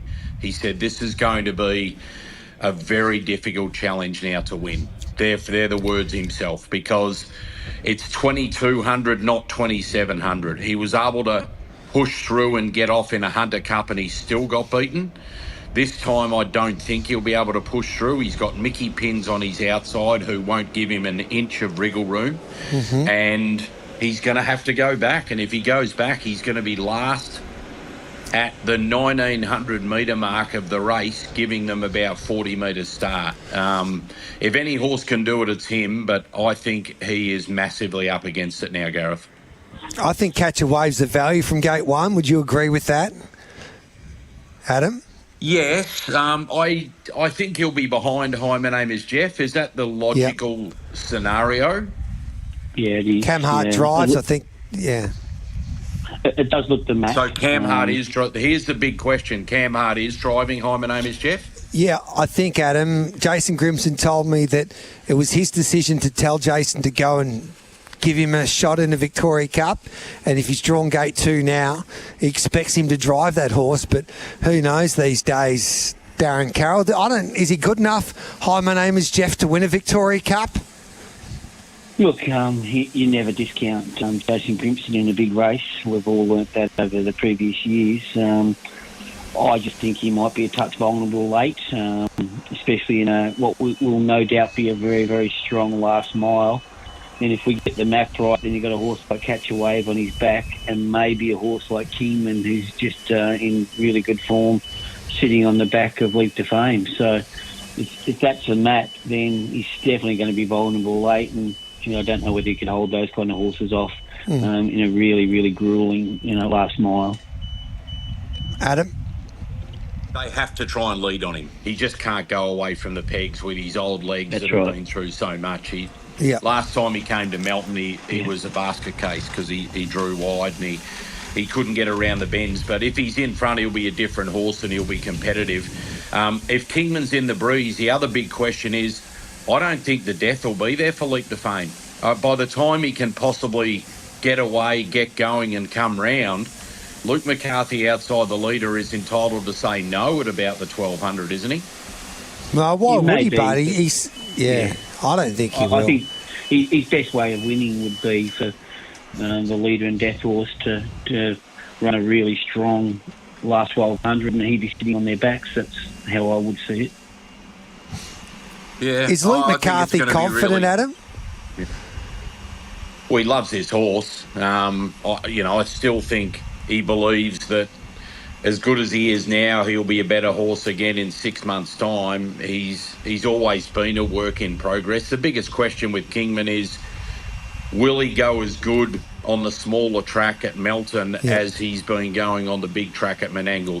That's the burning question, because when he was with other great trainers in Emma Stewart and Clayton Tonkin, he did struggle on those bends at Melton. Can you believe Bulletproof Boy beats Leap to Fame? And can he do it in a Victoria Cup? Not from the draw. He needed Leap to Fame's draw, didn't he? So he did. This is the driver situation's really fascinating. I think the Bay of Biscay team fully expected that Cam Hart would be driving their horse. So if he's going to drive Hi, My Name Is Jeff, that's a really interesting twist there. It's a great opportunity then for Ryan Sanderson. And I wonder what it does going ahead. It's a difficult one for Cam, isn't it? Like, whenever you say no to a drive on a horse like this, you open the door for someone else to keep that drive. Well, just on that, Jason Grimson said that he expects Cameron Hart to drive. He hasn't been given the tick of approval from Cam Hart just yet, but I don't know. It's an interesting one. Cam Hart's sort of like James McDonald of harness racing at the moment, along with James Herbertson. So I think My Name Is Jeff. Who's a better chance, Darren? Well, My Name Is Jeff, currently in the market at $7.50 on the TAB. And, Bay of Biscay drawn where he uses $15, and I would have thought that's the right difference in the market for them, purely based on barrier draws. Flip the barrier draws, totally different scenarios, completely. Hey, just quickly, there's a lot. Yeah. Sorry, Adam. No, I'm just going to say there's more to it, Gareth, than just who the best chance is as well, because Cam does do a lot of driving for Emma and Clayton, but his bread and butter is Jason Grimson at Menangle, isn't it? So he is the stable driver for Jason. So, look, there's a lot to consider. It's probably going to depend on, ultimately a discussion maybe between Cam and Jason. I would suspect if Jason wants Cam to drive the horse, Cam will probably go with Hi, My Name Is Jeff. Just quickly, I've got a announcement here. If you've got a Bet365 account, I highly recommend right now you get on Jillaby Ballerini. She's $3.75 right now with Bet365. She won't be getting beat, they tell me. Kiang Sahara will have to sit outside of her. And as Paddy Lee told me the other day, it would be impossible for her to do that. I don't know if you agree, Adam. Take the 460. Is it 460? Yeah. No. Oh, I can't believe the price. It's ridiculous. Jillaby Ballerini should be they should nearly swap them around, Darren Carroll. Oh, no. Don't not swap them. Not on what we saw last week, Gareth. Adam, there's no way in the world that she can sit outside of Jillaby Ballerini over 1,700. But will she have to sit outside her? Well, yeah, that's a question mark. Do you want your two best stars going to war in a race, Gareth? It sort of makes no sense. The other key factor that I see is that Derek the Jet's got really good gate speed, and we know there's no more tactical driver than Nathan Jack. I reckon Nathan will have a crack, either one to try and cross, or two try and get a gap so he can go leaders back. So, I just think that Zahara will work away to the front and Ballerini will sit behind it, and they'll both get their chances from there. My conversation with the team is whoever leads wins, basically. There's not much. There's not much between them anymore. No, so after Ballerini won last start a couple of weeks ago, Jason Lee said, look, Zahara couldn't sit outside her and beat her. So I think that's right. I mean, my biggest question is, both of them with so many major races in front of them, do they really want to go to war? I mean, if Ballerini sits on Zahara, they invariably run 1-2. So well, if they're going to do that, in the same interest. If they're going to do that, they've got to put in a change of tactics. Well, you put in a change of tactics so everybody knows. But there's also a case that you could say that Ballerini could lead and Zahara could sit outside her, and they just run a dawdling first half and sprint home. stupid times. Yeah, look, I don't know. It makes me concerned about betting in the race. Yeah, you can't. Yeah, look, Yeah. Yeah, it's fascinating. I mean, I can see all arguments, but we also know that we've got to be honest. Like we've seen this over decades in the sport that, it's going to give both horses every possible chance if Ballerini hands up to Zahara, and it sort of makes no sense that they would want to attack each other. Well, they don't have to attack each other, but all they have to do is then tell the stewards it's a change of tactics. You can't have a horse that does what she did to RC Phoenix and then they hand straight up over 1,700 metres. I think that just if they're going to do that, tell the stewards change of tactics. Yeah, they've done it before with these two horses. They've done it before. I know one's improved, but history would show that they've previously led on Ballerini and taken the sit on Zahara. But I know what you're saying. The gap's shortened. But previous history would show exactly like Adam's saying. One leads and one takes the seat. Yeah, and I guess the other thing with that scenario is that Nathan Jack would be a wake-up to it, wouldn't he?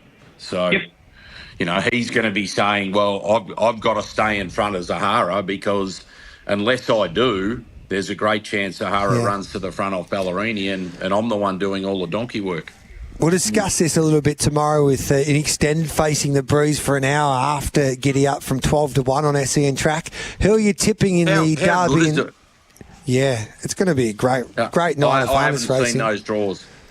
I haven't seen those draws yet. And the Oaks and the Derby are just fascinating draws as well. So, really, really good night's racing. Are you tipping anyone the Derby or the Oaks, or you just got to have a look at it more closely there, Darren?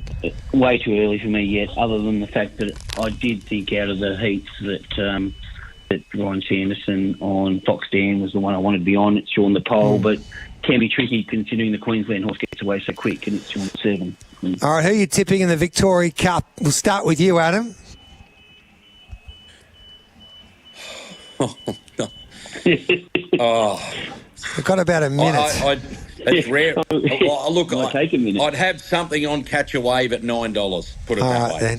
I agree with you there. Sorry, Andy. What about you, Darren? I won't say I'll do that. Look, I think Leap to Fame really gets beaten twice in a row. You'd have to go back and there might be 30 starts before he's been beaten twice in a row, so I'll stick with the champ, but I don't want to back him at the poison odds. Who needs standing starts and handicaps when you can get Leap to Fame drawing inside second row every time he has a big Group 1 race? So it'll be fascinating to see what happens. Good on you, Adam. Yeah, terrific. How good is it everyone's talking about harness racing? Yeah. Blake Shin out there yesterday meeting Leap to Fame. He can't wait to watch the race. Same with so many in the gallops. It's going to be a sensational night, Gareth. Bring it on. We'll talk to you tomorrow, boys. Thanks, Darren. All right. Thanks, guys.